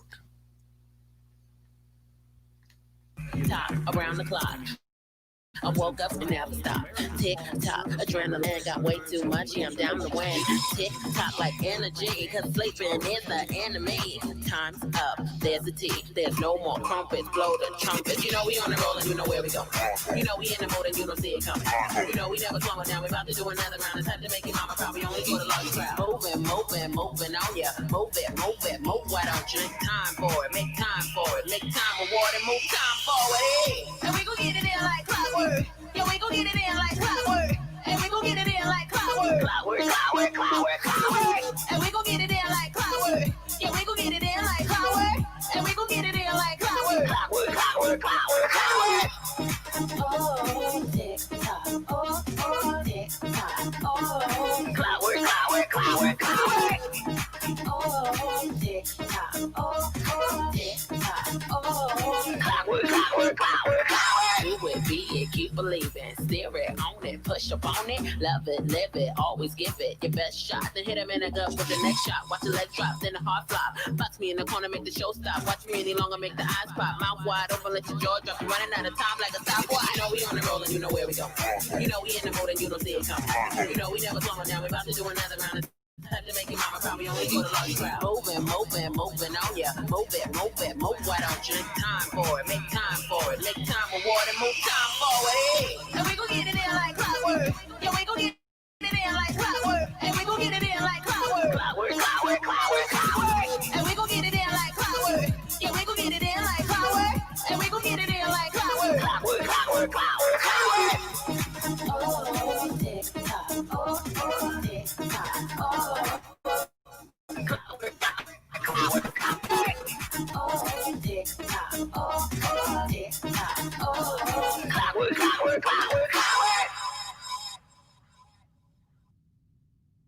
All right, folks, that was a little bit of the musical break. Might give you a little bit more musical break of a different style of music, maybe some R&B or some more blues very shortly and all of that.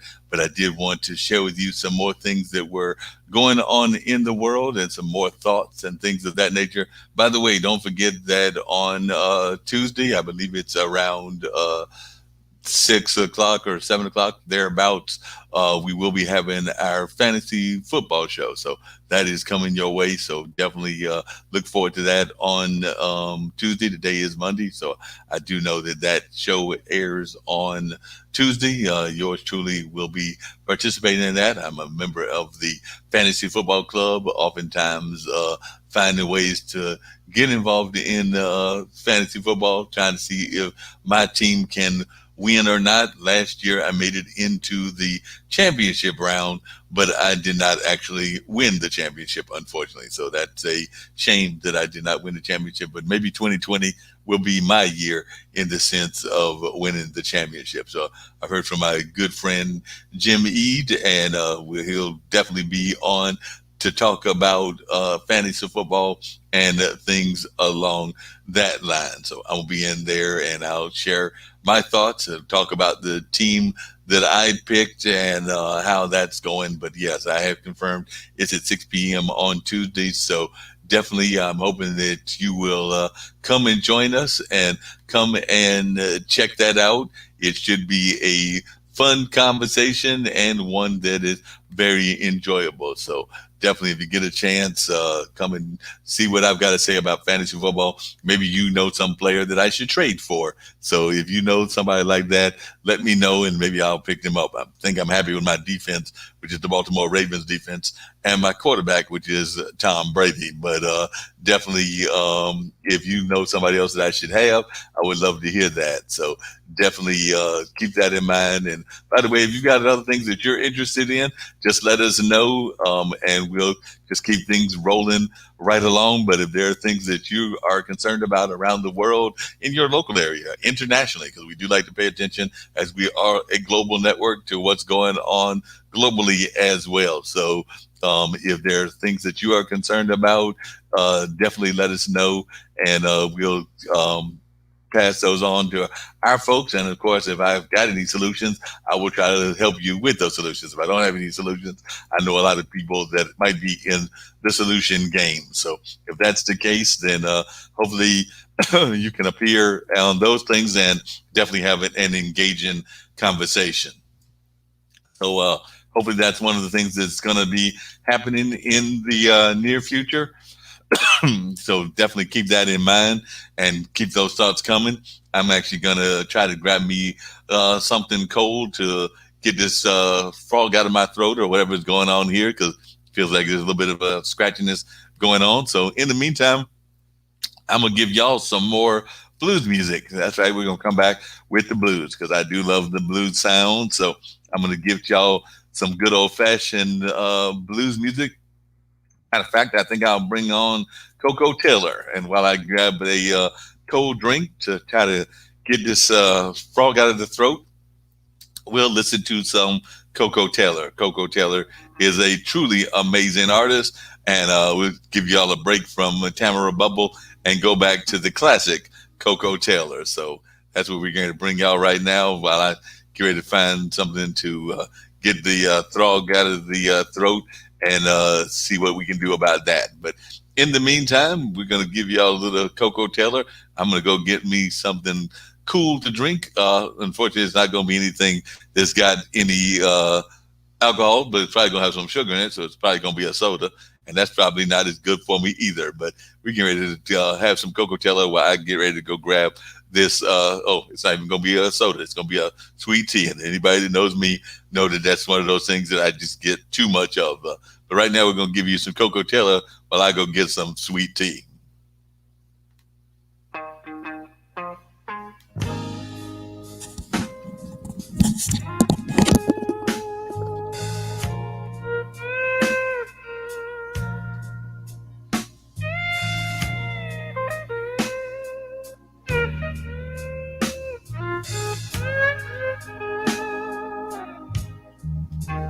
Something told me it was over when I saw you and her talking.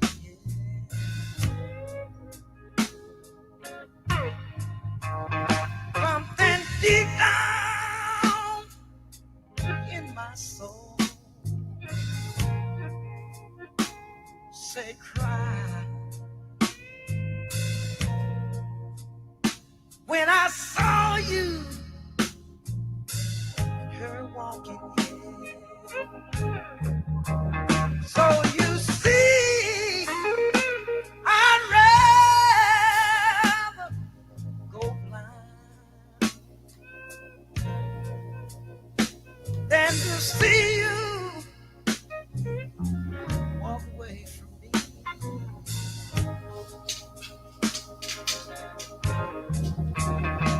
Cause you see, I love you so much. And most of all, I just don't wanna lose.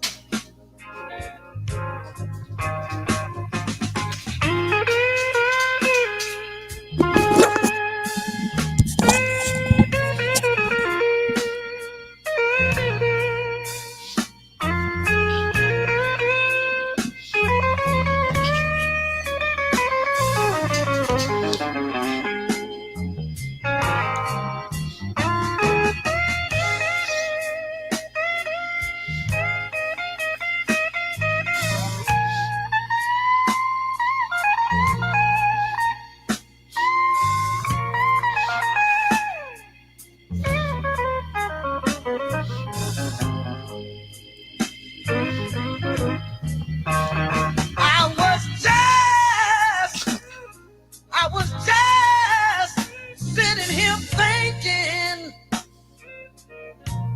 about you, baby,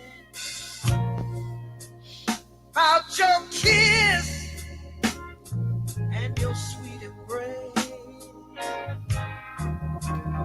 When the reflection in the glass that I held to my lips reveal the tears that were on my face. So you see, I'd rather go blind than to see you walk away from me.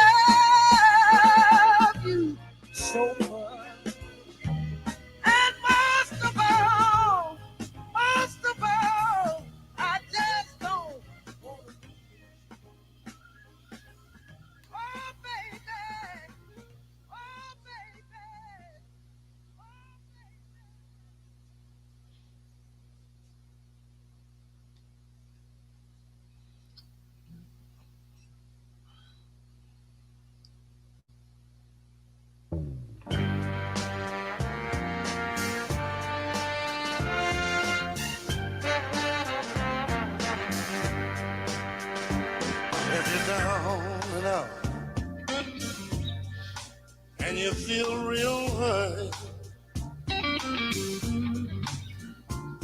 come on over to the place where I was. And all your loneliness, I'll try to soothe. I'll play the blues for you. Don't be afraid. Come on in. You might run across, yeah, some of your old friends. All the loneliness I've got to soothe. I'll play the blues for you.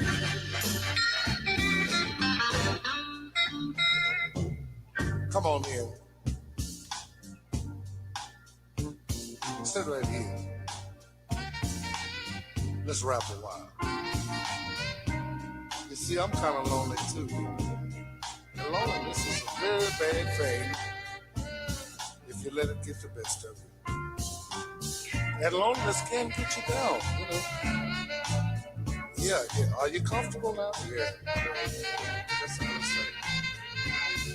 Yeah. As I was saying before, loneliness can get you down.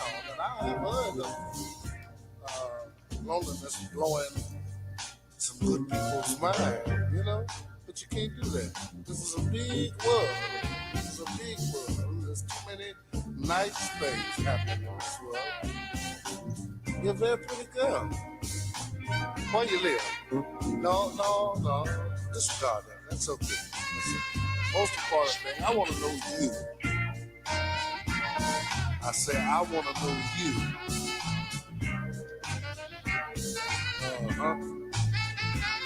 Ooh, that's good, baby. I'll play the blues for you. I ain't got no big name. Oh, Lord, and I ain't no big star. I'll play the blues for you on my guitar. Oh, your loneliness, I'm trying to soothe.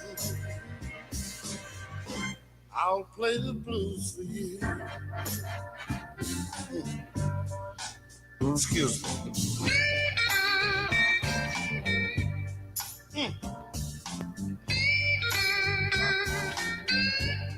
Woo.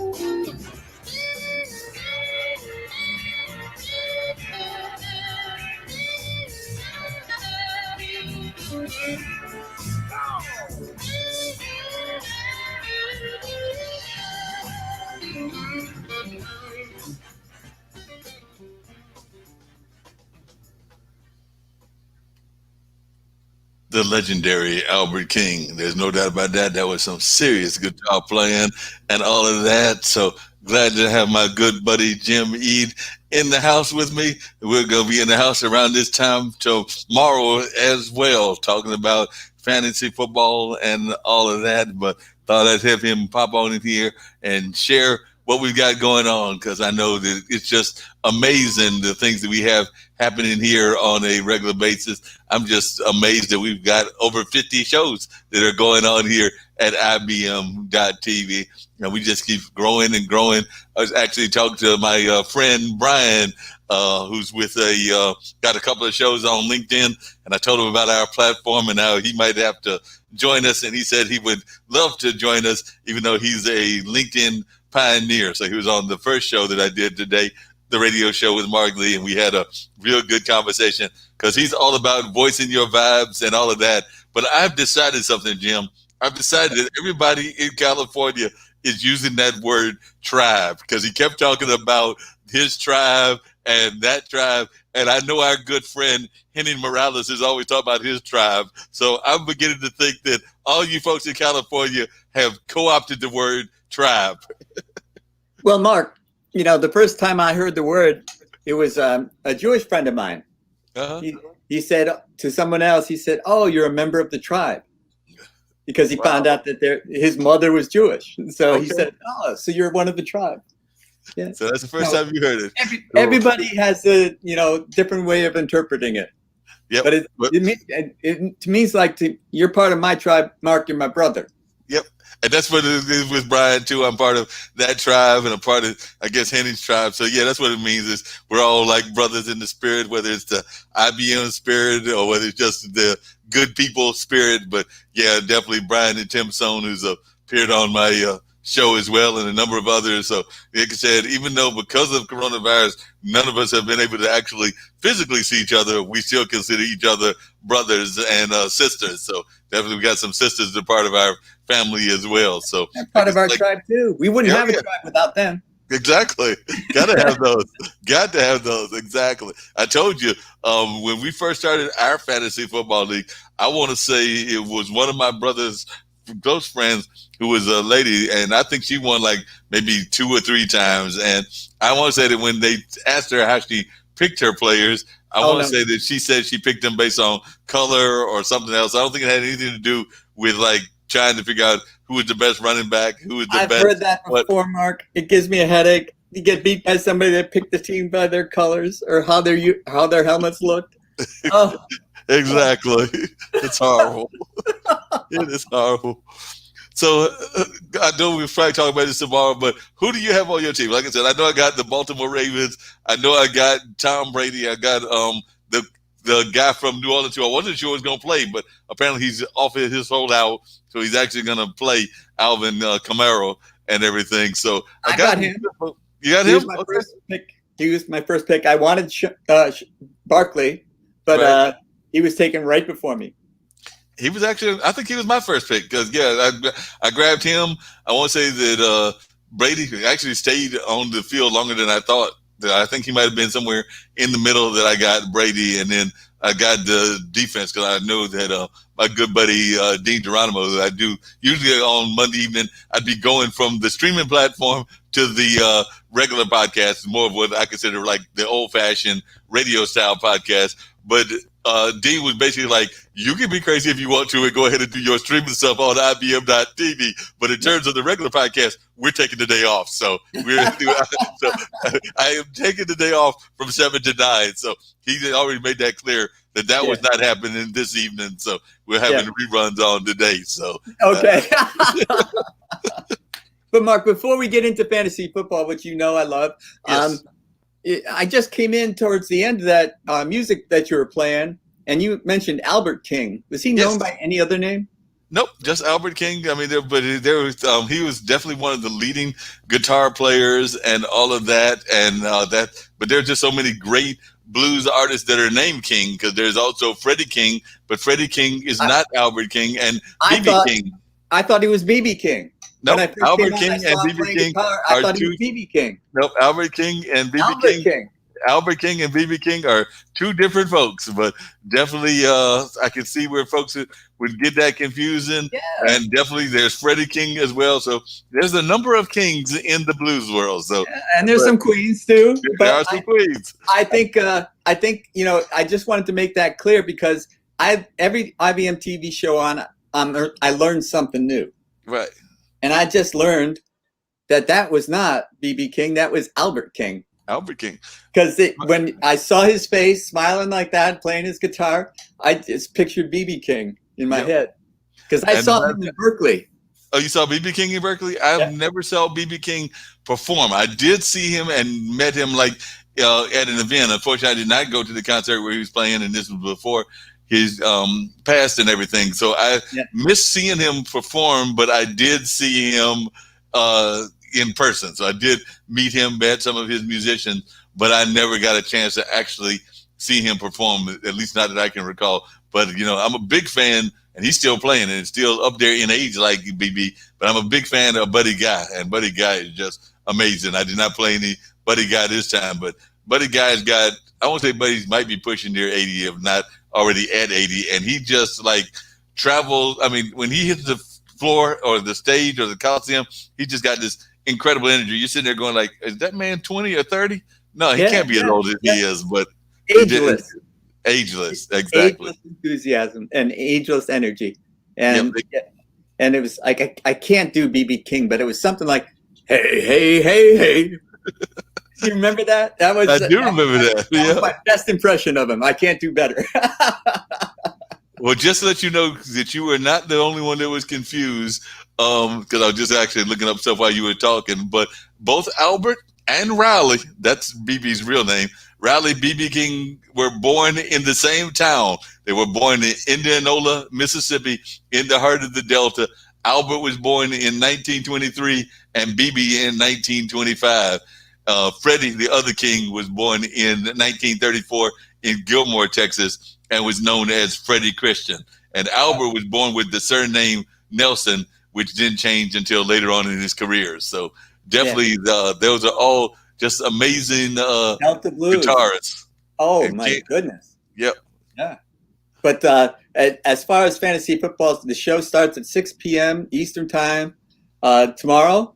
And, I did my draft yesterday.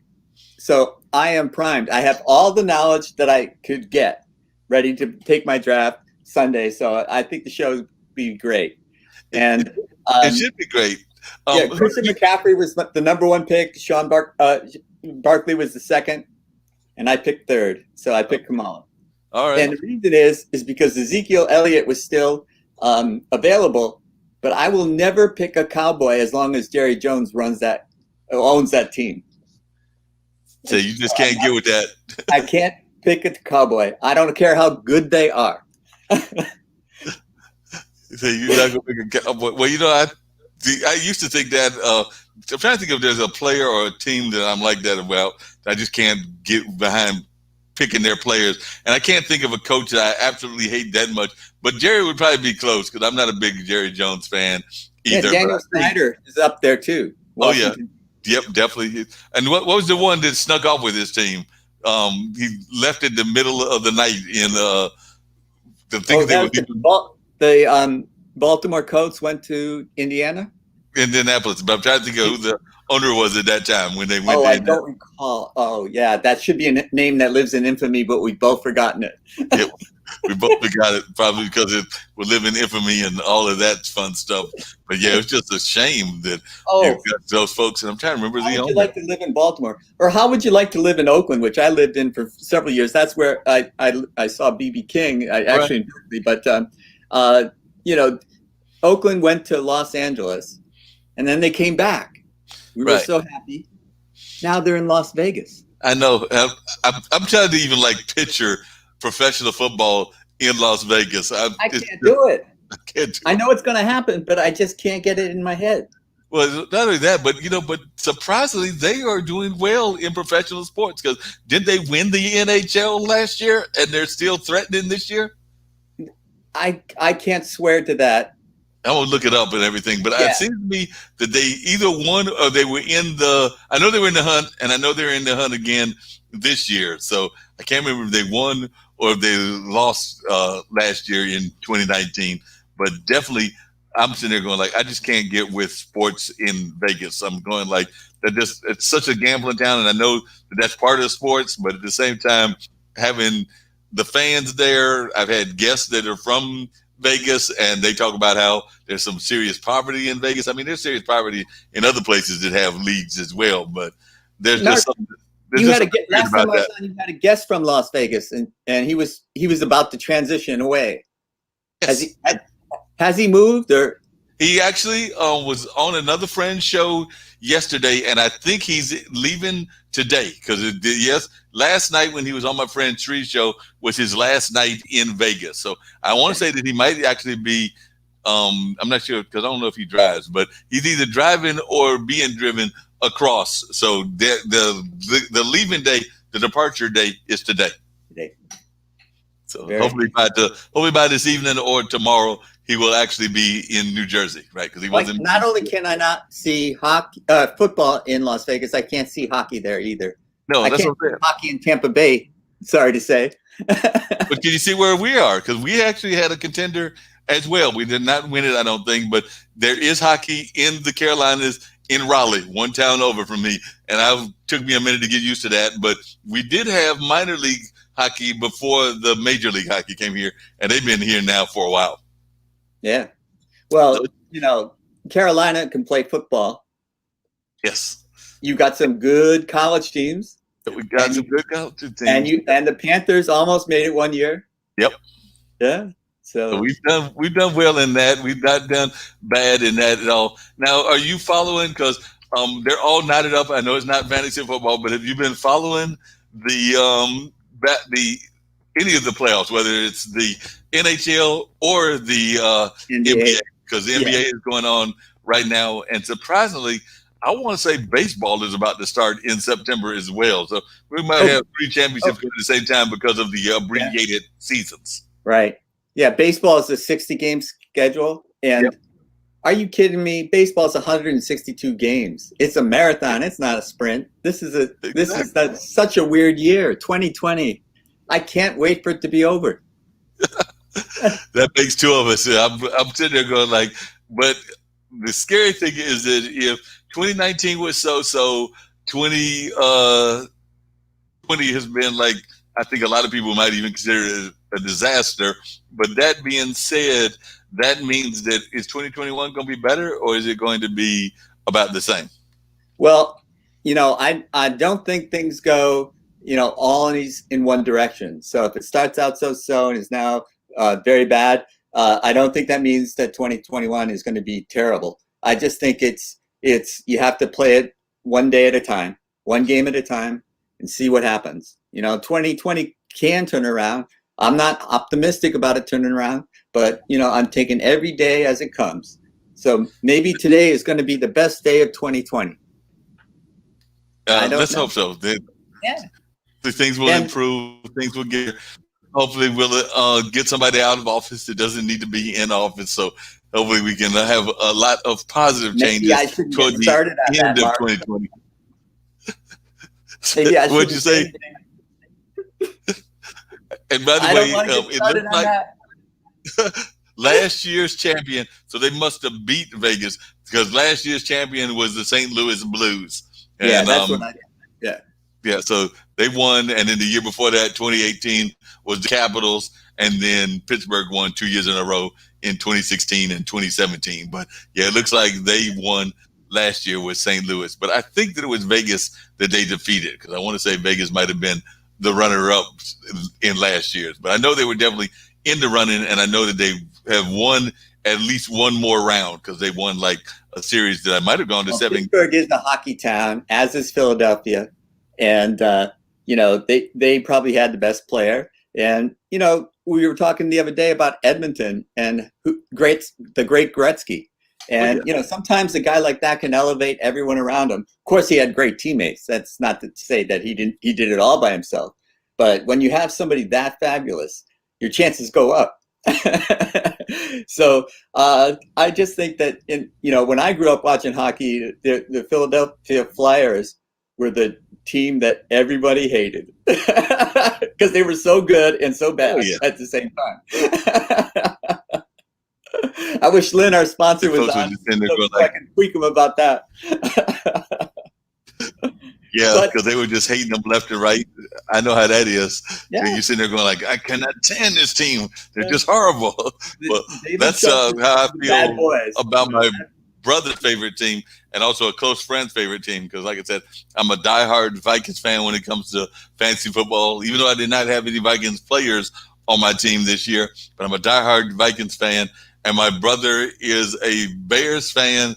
And I got a very dear friend that's a Packers fan. So can't be in the same room on Sundays. It really hurts because, like I said, if we're in the same room, that's going to be just one big argument. And then I've got some friends. I've actually got don't get mad at me, but I've actually got an aunt who roots for the Dallas Cowboys. Oh yeah, well I don't mind anyone rooting for him because once you got your team, it's your team. Yeah, But I got a big beef with that owner. I just think he's all about himself and he's not about the team. And anybody like that just rubs me the wrong way. No, I agree with you. He's all about the team and all about himself and not necessarily about the team. I wish we could have more owners. And like I said, he's another one that gave my team fits in the past, but they did get past him. But from what I've heard of Mark Cuban, he actually seems to be an owner that cares about his players, cares about his teams. And even though he's got money, he definitely seems to be concerned. And I would even say the same, not so much the last owner. He was, that bad word that we don't want to say, but the past owner of the Clippers was horrible. But Steve Ballmer seems to be another one of those that seems to be concerned about his players, his coach, and everything else. So I do think we've got some good folks out there and everything. Absolutely. I'm kind of torn, though, on one of those NBA series because on the one hand, I would love to see Jimmy Butler and Jay Crowder, to my Marquette guys, win the next round by going ahead and winning that series against Milwaukee. But Marquette's in Milwaukee and I got Wes Matthews, who's also a Marquette guy as well. So, and no team has ever come back from 3-0. I think the record was I want to say it was 169-0. So definitely was I don't even think they had won game 4 based on some of the things that I was hearing on some of the sports channels. And I'm sitting there going maybe they could be the first one to ever come back. But then at the same time, I like Jimmy Butler and I like Jay Crowder. So I'm actually thinking that tomorrow the series is over. I think they got their one win and they're done. So I think so too. Yeah. Butler has done everything you could ask of him. Oh yeah, he's just amazing. He's an amazing player, and like I said, I think Doc's getting everything he can out of the Clippers, and they just are loaded. So, but what's his name? Denver is not going to roll over. Denver is not going to roll over. So, I think that I was actually went to a restaurant yesterday and just saw some strangers. I didn't even know these guys, but I was telling them that I think that the Lakers series that they're in, I think Houston's going to run out of gas, and I think we saw that a little bit yesterday. So that series might go 6. But the Clippers Denver series, I can see that going 7. And to be perfectly honest, I could even see the Houston Lakers series going 7 because Harden is just a beast. He's by himself. He can carry a team by himself. He never runs out of energy either. Yep. I don't care if it goes 7 games. If he has to play every minute of it, the guy will do it if he has to. He's just truly amazing that way. So, like I said, I think that I was just surprised that they won that first game against the Lakers, but then the Lakers came back and won. But, they almost lost that game, too, because they had a big lead, and then they were down by 9 to Houston, and then I think Houston's leg ran out on them, and they couldn't hit those shots. So, like I said, that series could go. The hard thing about coming back from a big deficit is you expend so much energy to get back in the game, and then you're spent. You're spent, yep. Yeah. And if you don't get over that hill and keep it over that hill, or call those timeouts successfully, by the time you catch up or even pass the team, once they get you, they've got you, and there's not much you can do about it. The key is never get down by that far. Right. that is then you don't have to spend all that energy coming back. That's right. So did you win the championship in fantasy last year? Or is this going to be? I did win last year. Thank you for bringing that up. Okay. I rode McCaffrey from Carolina and Lamar Jackson from Baltimore. Oh, yeah. Well, those are two great running backs. You can't beat running them. I had both of them, and Lamar Jackson was the second quarterback I picked. I picked the guy from Houston, too. Oh, and wow. I picked him first, and then Lamar Jackson second, because everybody's saying running quarterbacks, they won't stay healthy the whole year. He did. He did. Stayed healthy the whole year. Wow. Now, did you do a lot of trade during the season, or did you pretty much keep your lineup the same the entirety and just shift your lineups, or did you make some serious trades? Because I know in our league, one guy, he just is notorious for making trades left and right and for doing drops and picking up players based on what's going on in the season. So from the team you drafted last year to the one that won, how much of it was the same as you recall? Well, the league that I play in, and I play with a chess master friend of mine who we met in San Jose, and he was one of those guys. When I beat him, he was polite. Okay. And chess masters, when they lose, they sometimes want to show you where they went wrong, and they could have crushed you if they had done this or that, and so they can be a little obnoxious when they lose. But this guy was polite.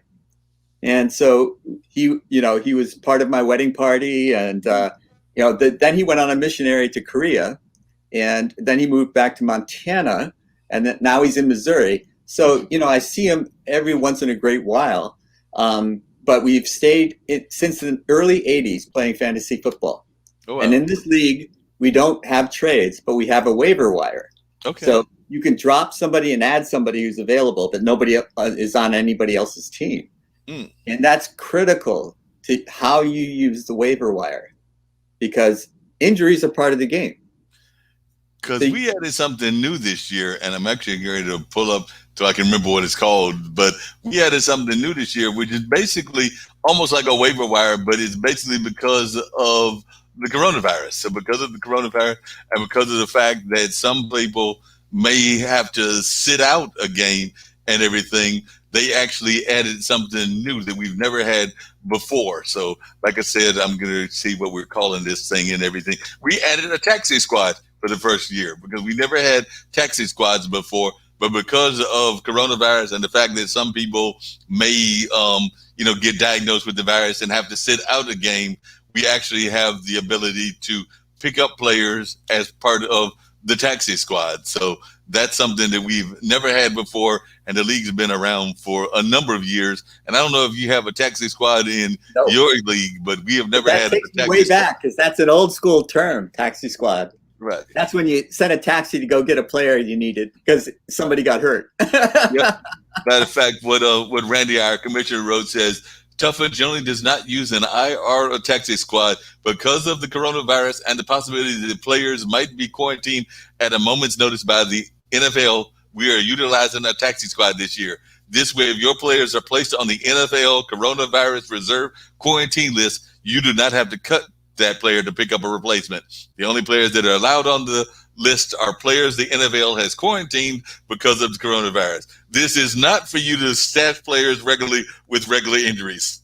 Right. So you made that very clear that don't be trying to trick us. So this is only for players that have been placed on the coronavirus lists. Yeah, because that's actually a great idea. And, I wish we had that because, that's so out of your control. Injuries are always out of your control. In my league, we'd have to drop the player in order to add a replacement. Or if it's just like one game, you just write it out. You bench them and you play somebody else, which is what you have to do when somebody gets a concussion, someone, tweaks something, but he's not gonna miss the season. He's just gonna be out for a couple of days or a week or 2 weeks. You don't want to let him go because he's gonna come back and be great. So you just keep him on your roster. You just bench him until he gets better. But if someone's got a career or year-ending injury, you have to cut him and waive some and pick up someone from the waiver wires. Yep, definitely. But the other thing that is great for this year, and for this year alone, hopefully this doesn't extend into 2021. But this is a great innovation. Whoever thought of it? I like it. I think Randy came up with that. Like I said, he's been our commissioner ever since my brother Malik brought me into the league, and I want to say they did a story even before I joined, and I want to say the league might be going on 20 plus years in existence because it's been around for a while, and a lot of the guys are the same. I mean, there might have been some folks that have moved or dropped, but we still have a lot of the core guys that have been in there the whole time. I know my brother's been there the whole time. Randy, our commissioner, has been there the whole time. There are a number of other guys that have been in the league the whole time. So like I said, I remember before I even got on the league, there was a article about it in our local paper, and they had a picture of my brother and some of the guys because it was like when fantasy football was first becoming popular. So I need to dig up that article and see if I can find it, or if my brother's got a copy of it. But I'm sure he does. Yeah, I'm sure he does. I'm sure he does. Somewhere in the house is a copy of that article for sure. And I know my aunt, because she's kind of the keeper of the records, and he doesn't have it. I know my aunt, who's a kind of a keeper of the family records, she's definitely got it. Now, did you get a letter from your commissioner, or maybe you're the commissioner, but did you get a letter from your commissioner explaining like the rules of the season? Because I got like this, it looked like, I know we tease Nick because Nick's a lawyer and Bill Transban is a lawyer as well. So we got a number of lawyers on our team at IBM.TV. But I'm telling you, the letter I got must have been written by a lawyer. And I think we might have a couple of lawyers in our league, but Randy is not a lawyer. But it was basically like your contingency plan. Just like if the season makes it to the first 3 weeks, well, you're kind of out of luck because there's not going to be any money exchanged at all. Right. But if we make it to like week 4, 5, 6, maybe you'll get a quarter or a half. And by the time you got to, I want to say it was maybe the 10-week mark, or like pretty much the season being over, whether we got the playoffs or not, then you would be able to collect your money pretty much in its entirety. But I mean, it was so many contingencies. I know it had to have been at least 5 or 6 contingencies based on what's going to happen with the league. Well, Mark, I don't want to put you on the spot, but you're so interested in fantasy football. Would you like to be on the show tomorrow? I would love to be on the show tomorrow. So definitely I will come and join you tomorrow, and I will definitely come and see what kind of we can talk about with fantasy football and things of that nature. Because that's what we do. I love putting people on the spot, just like it. And you can put me on the spot anytime. I actually put Brian on the spot earlier today because, like I said, Brian, who was my guest on the other show that I do on Monday nights, the radio show with Mark Lee, I had put him on the spot because he is a LinkedIn influencer. And as you know from when we broadcast, we're not even LinkedIn influencers yet because we don't get to like broadcast to LinkedIn. So he actually broadcasts to LinkedIn. He's one of, they're in beta stage. So he's one of only about 50 out of like some umpteen million. So maybe 500, but whatever the number is, it's a very minute amount compared to how many are out there in LinkedIn. So I'm trying to get him to help us get there, meaning IBM TV. But I'm also trying to recruit him to come to our family. And he said he might be interested in that because he's got two great shows. One is called What's Up Wednesday, and then that's where they do one of those. They do social distancing. So he was tired of people talking about social distancing. So he does. Well, you can call him up, and then you can dance in your chair. You can dance however you feel like it, but he'll find out things that are going out. And the other one he does is shout out Saturdays. But the social distancing is just so fun. I've been on there a couple of times. You tell them what's going on in your life. You put on your music, and it can be any classic. I mean, I've heard everything from rock to, of course, classics like Michael Jackson and Prince to old R&B to whatever folks feel like dancing to. And it's just wild. And like I said, you see folks in their chairs just rocking and things of that nature. So it's just you can have rhythm as long as we're sitting down. Exactly. But yeah, Brian has a good time with that. Brian and my friend Tim Sohn. So they were sitting there just having an engaging conversation. But Brian's just a real positive energy guy. You'll be glad to know he's a fellow Californian of yours because I think he's out of Sacramento. So he's definitely a fellow Californian. And the poor guy. It's got to be so hot there right now because it's 100 degrees here. Yeah, he said it was hot. I think he said they got it to like 110 or something like that. Yeah. It was crazy. I don't doubt it. They're always hotter than it is where I live. Wow. And if it's this hot here, it has to be just scorching where he is.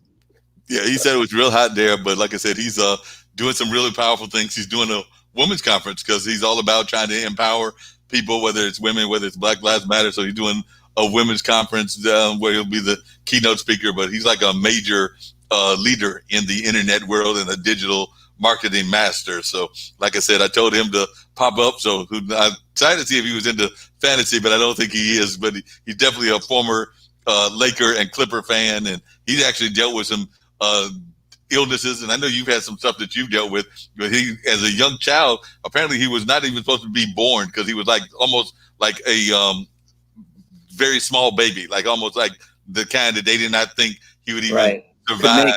And make it at all. And then he was probably on an incubator or something like that. All of that. And then he was also a Tourette survivor. So he's got like those Tourette's twitches and all of that he still has. But he used all of that and uses that to become a positive person and a positive thinker. So that's part of what he was talking about. Yep. And he was very much a true inspiration. He inspires me every time I see him on the show. I'll have to send you the link one day because literally the way they do it is you pop on for about, not like my show or some of our shows where you might pop on for an hour, but you pop on for about 5 minutes. They see how you're doing, then you dance, and then you're gone. So like I said, they do a more quick in and out kind of format, but it's real fun. So I have to send you a link, and we'll see if you can't get your social distancing on as well. Yeah, I am ready. Bring it on. I'm gonna tell Brian to chill. They sent me a note earlier today, so I'm gonna write him back. I'll be like, my man Jim said he's ready to come on social distancing, maybe this Wednesday or this Saturday. Hey, I have very little shame left.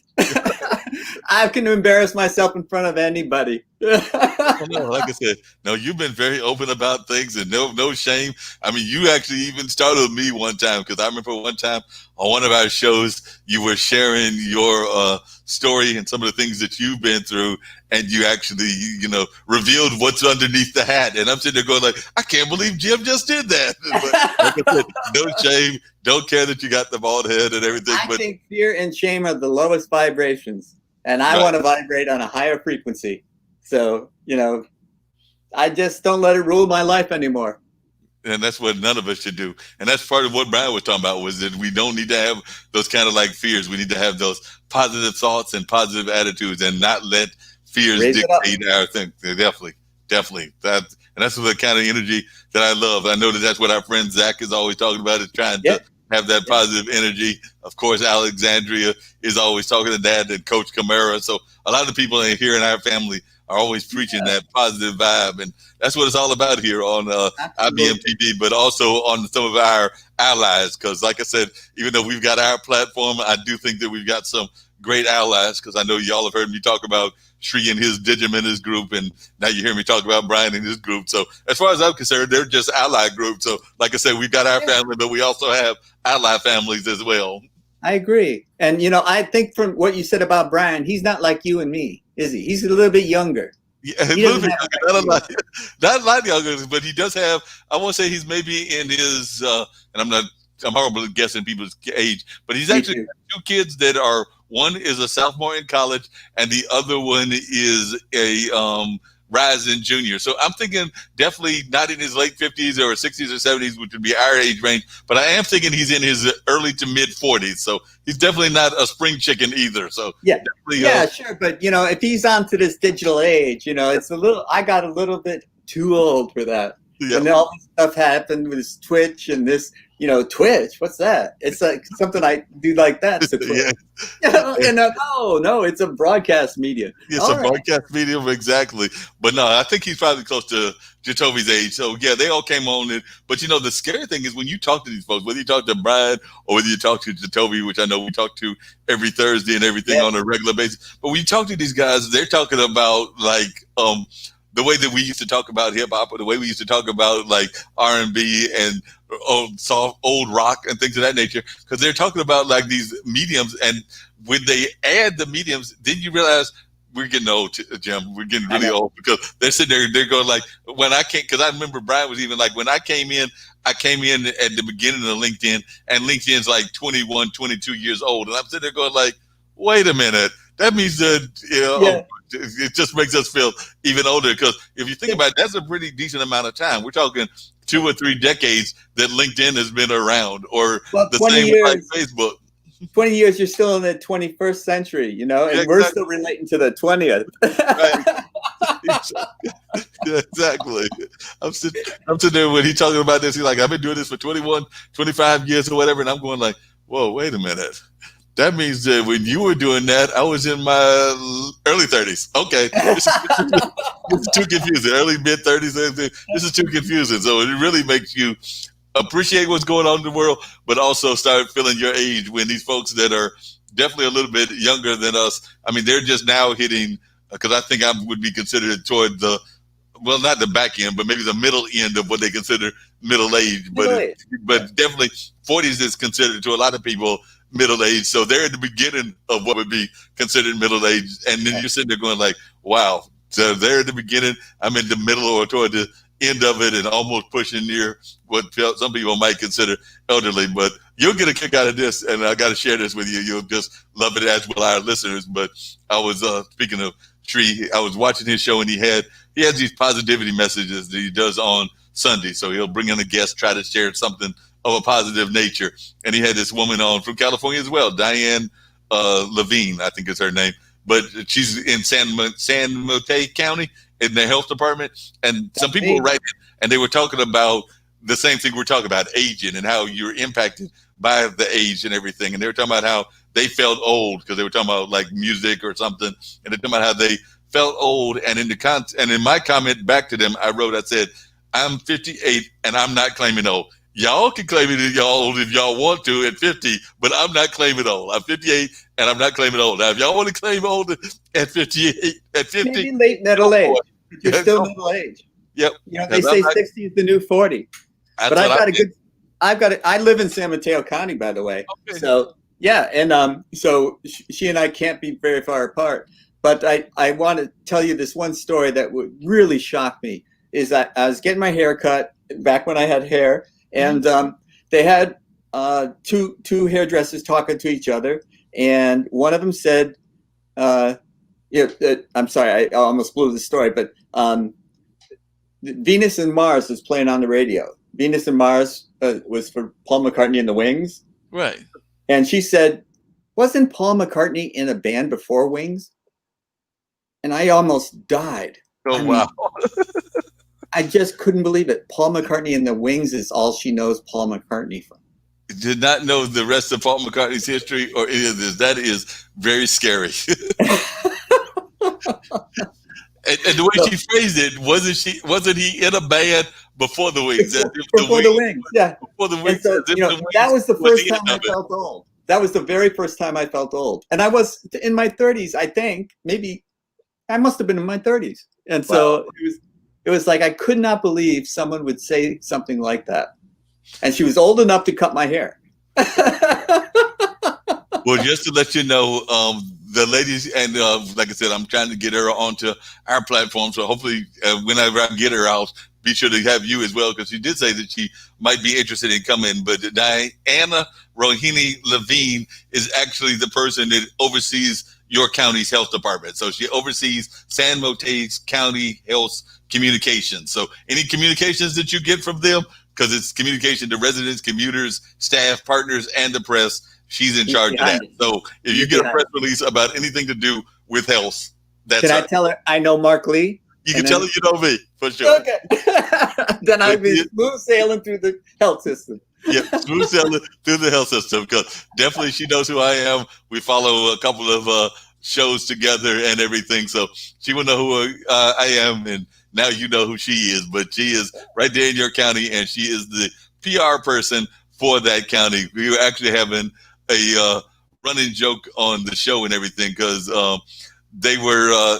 Her husband was on. I think they've been married for about 20 or 21 years. He was like a special guest, surprise person that appeared on her show yesterday. And when he appeared, then they were talking about the Newlywed Game and how it would be great to have a new version of the Newlywed Game. And me being the single person, I was like, I'm not too sure about that, because us single folks will feel left out or something along that lines. And she was basically like, well, we could create a new version of the Newlywed Game where I hook up, or the married people hook up the dating people with successful folks. So that was her idea, was to actually try to create this new system of the old dating game or something along those lines. So she was having a good time and got that same kind of spirit that you have, that Brian has, that a number of folks have, that I deal with on a regular basis. So it was just hilarious hearing those comments and just like saying, "Oh, I'm not sure about that game. That game might not go over too well. It might be a losing proposition." Got the dating tip of the universe for your listeners, and it's like, if you're a young male or even a middle-aged male that has not been married or is between marriages, whatever, get a puppy. That actually could work. I can see that. A puppy. Oh my goodness! I got a yellow lab puppy, and women way out of my league were coming over and petting my dog and talking to me and petting my dog. This is the best tip, and I waited until I got married before I learned this. So it was no use to me. It did you absolutely no good, did it? You sitting there going like, I should have learned this a long I wish time I had ago. thought of that 10 years earlier. You were sitting there going like, why didn't I learn this at another time instead of now? Yeah, because you're going like, that did not help me in the least bit. I could have used a puppy. So you could have used a puppy back then, and but instead you got no puppy and no love. So, like I said, that's just wrong that you did not get the puppy or the love and everything. That's just wrong on so many levels. And those ladies would see me and they'd make a right turn real fast, walk away. But if I had a puppy, they came right up to me. They're like, "There's the old man. He's got the puppy," and now you find out that the puppy actually had a purpose, and you did not know that the puppy had a purpose. That's wrong on so many levels. No shame on me, Mark.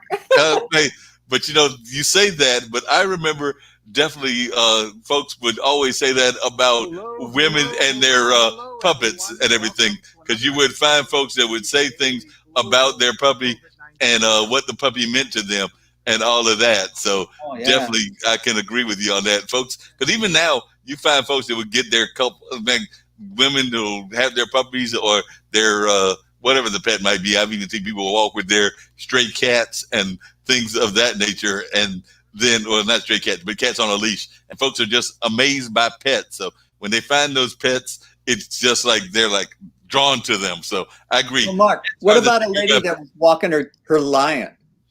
Oh, yes. That was walking the lion around Paris. That was a famous historical person. And like I was telling Brian, I'm going to have to come up with some easier folks, because I've given y'all 4 clues, and except for because he couldn't technically get it because he was on the show. But you remember that the Las Vegas guy did remember one of the 2 from the 2 weeks ago. So not last week, but 2 weeks ago, he remembered one of the 2. But technically speaking, he was a guest, so he couldn't be a contestant. So but I might bend those rules. But technically speaking, he couldn't win. But that being said, nobody won last week. Nobody figured out Miss Durant, who was the lady that was a feminist and had the pet lion named Tiger, and nobody figured out John Carlos, the man of the fist. I really thought folks were going to get John Carlos, but nobody figured out John Carlos, who was the 1968 Olympic Mexican competitor that gave the Black Power salute. So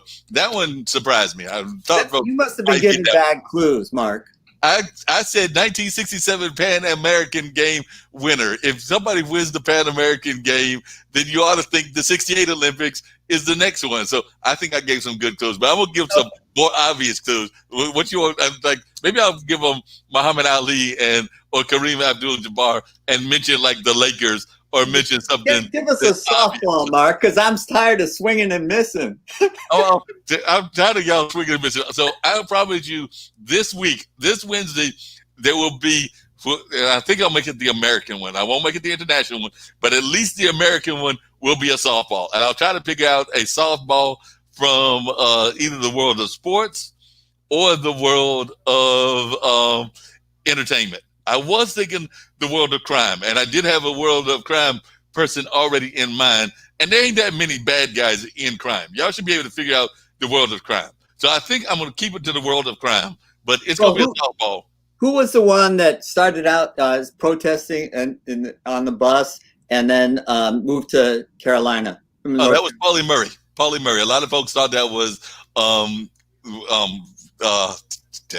the one that everybody knows, Rosa Parks. That's what I guess. It was actually Paula Murray, and Paula Murray has got a statue of her, I think at Yale, and she's definitely got her own house here in Durham. So I'm surprised that some of my Durham people didn't catch on that, and definitely East Coast people, because I definitely had some clues that I thought my historian friends would pick up on, but they did not. Just to let you know, as we're winding down and everything, but what Diane wrote me, what I wrote Diane was, I was praising her and her husband, and I was saying it could be like a new version of the Newlywed Games. The longer than the Newlywed Game, that's what I called it. I called it the longer than Newlywed Games. And of course, that means you would have to have a dating game for the single fans of yours like me. And what she wrote back was that she wanted to play basically matchmaker. So she was like saying that I can help you out in that category, because she was praising her history of being a matchmaker, because I was teasing them and saying that they needed to create their own version of the longer than Newlywed Games. Because if you remember the Newlywed Games, it was always very it had just been a fairly short time. But Diane, who's over there in your county, said maybe it could be a reality show where married couples vet suitors for single folks looking to couple. Then we can work together on it. Not to brag, but I think I brought together at least 3 couples who are happily married for life now. So that's what she's thinking is going to be the new version of the new game. So I needed all the help I could get. I needed a lot of help. So I would be on that game in a second. But I know that's right. I love her quote as well. She said that love comes, because I was talking about 58, and she says, love comes on all ages. I don't think 58 is hopeless at all. You are aged like fine wine. So I'll take that compliment from your San Mote person. So hey, Mark, have you ever seen a show called Whose Line Is It Anyway? I love that show. I haven't seen it recently. They do a riff on the dating game. You ever see one of those skits that they do? I've seen a riff on the dating game. That is just hysterical what they do with that.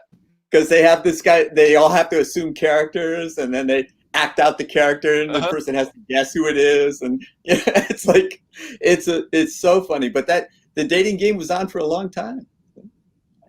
Oh, yeah. A lot of those games were on for a long time. I mean, Let's Make a Deal was on for a long time. Forever. I mean, there are new versions of some of these games now, but Family Feud was on for a long time. Because Let's Make a Deal was on. I'm trying to think if Let's Make a Deal ever took a break, because I know they've had different hosts, but Let's Make a Deal wasn't it in the 50s, and we're in 2020? Because I remember there was an episode of Happy Days or something like that, and I thought they were on Let's Make a Deal. So the original version might have been when TV first came on. So like I said, that would make it almost 70 years old, and that's hard to believe. But That, Yeah. but I am thinking that they might have been around since at least the '60s, or definitely Yeah, before. they're definitely in the 60s. Definitely. Yep. Monty Hall was a regular. Right. You That's know, what I'm thinking. So yeah. even if it wasn't the '50s, if we're talking '60s, and this is 2020, that would be a game show that's been on for 60 years. And but so I think some of those soap operas have been on that long as well. If you think about some of those Days of Our Lives. Days of Our Lives. Not that I've ever seen it, but Yeah, I don't watch that stuff. Yeah, But yeah, daytime TV. yeah, daytime Unless TV. it's a sports game, then I'll watch it. Then we'll watch. Definitely. I did promise a friend of mine that I was going to mention something that he's got going on, so I'm going to do that really quickly and then wrap everything up. But definitely glad to talk sports, and I will be glad to have you on as well. But I told my friend Dante Strabano, and I know that the organizers are always doing stuff all over the country and everything of that nature. So Dante Strabano is letting me know about a organized strike that is taking place in Virginia Beach. So on trash is what we do. It's not who we are, according to Red McClinney, and he's one of the sanitation workers over there. But on August 19th, over 100 sanitation workers in the city of Virginia Beach shut down work for the day. They refused to load onto their trucks, demanding hazard pay amidst this global COVID-19 pandemic. Essential workers everywhere deserve to be paid for risking their lives to come to work. And I definitely cannot argue with that. They then packed City Hall, spoke out, and won the $1,500 hazard pay bonus, but there is still so much more than they deserve. So they definitely won some money that they need, but it definitely is probably not nearly enough for the kind of work that they're doing. So that was definitely a historical moment. There was both a strike and a change in the law in Virginia that allowed city workers to collectively bargain starting in May of 2021. And this is an opportunity for public workers in North Carolina and Virginia that they've never had and was taken away during the Jim Crow era. So, and what day is today?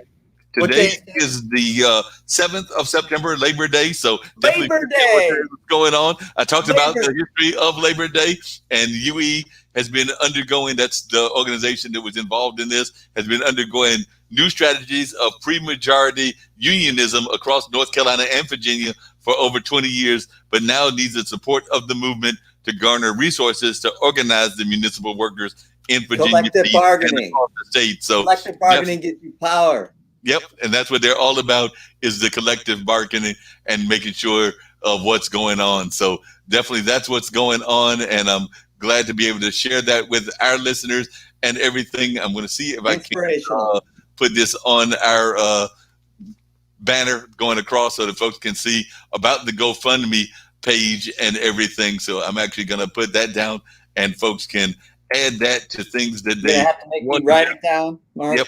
Well, I'm going to put it on the banner, and of course, it'll run across the banner as well. So definitely, you can go back and watch it, and don't have to write it down right now. So that might be a little bit too quick for anybody to do. So definitely see what we can do.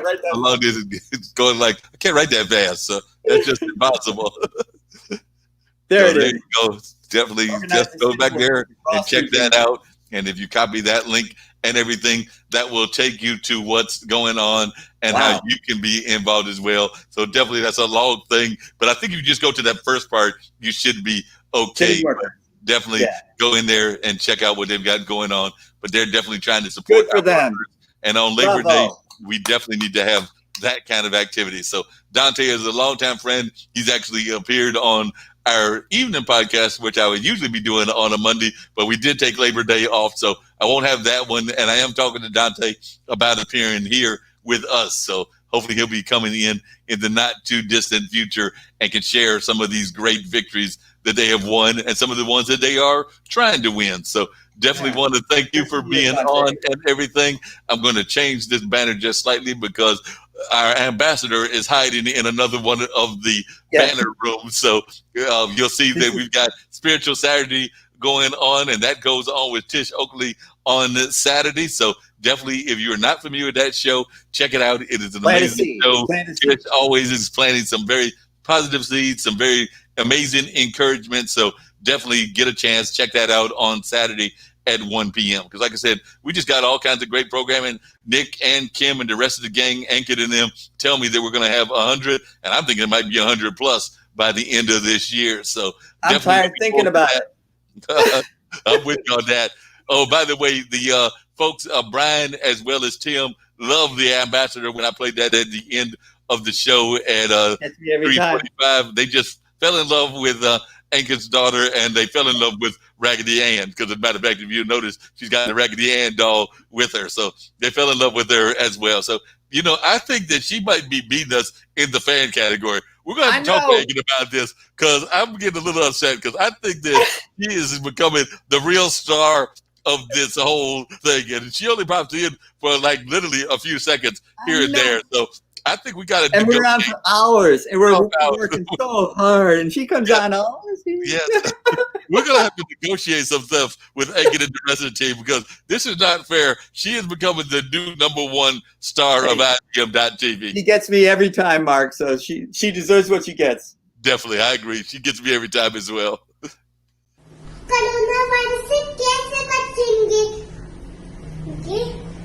Hand होकर और ऐसे अपने खांसी जब आएगी तो ऐसे करेंगे अथू अथू और कोरोना वायरस को धन्यवाद हमारा म्यूजिक सुनने का.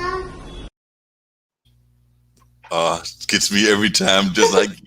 We're going to have to put on the little thing about IBM TV, and then that'll wrap everything up. Mark, we're shooting for #2 because she's got us. Yep, no doubt about that. We got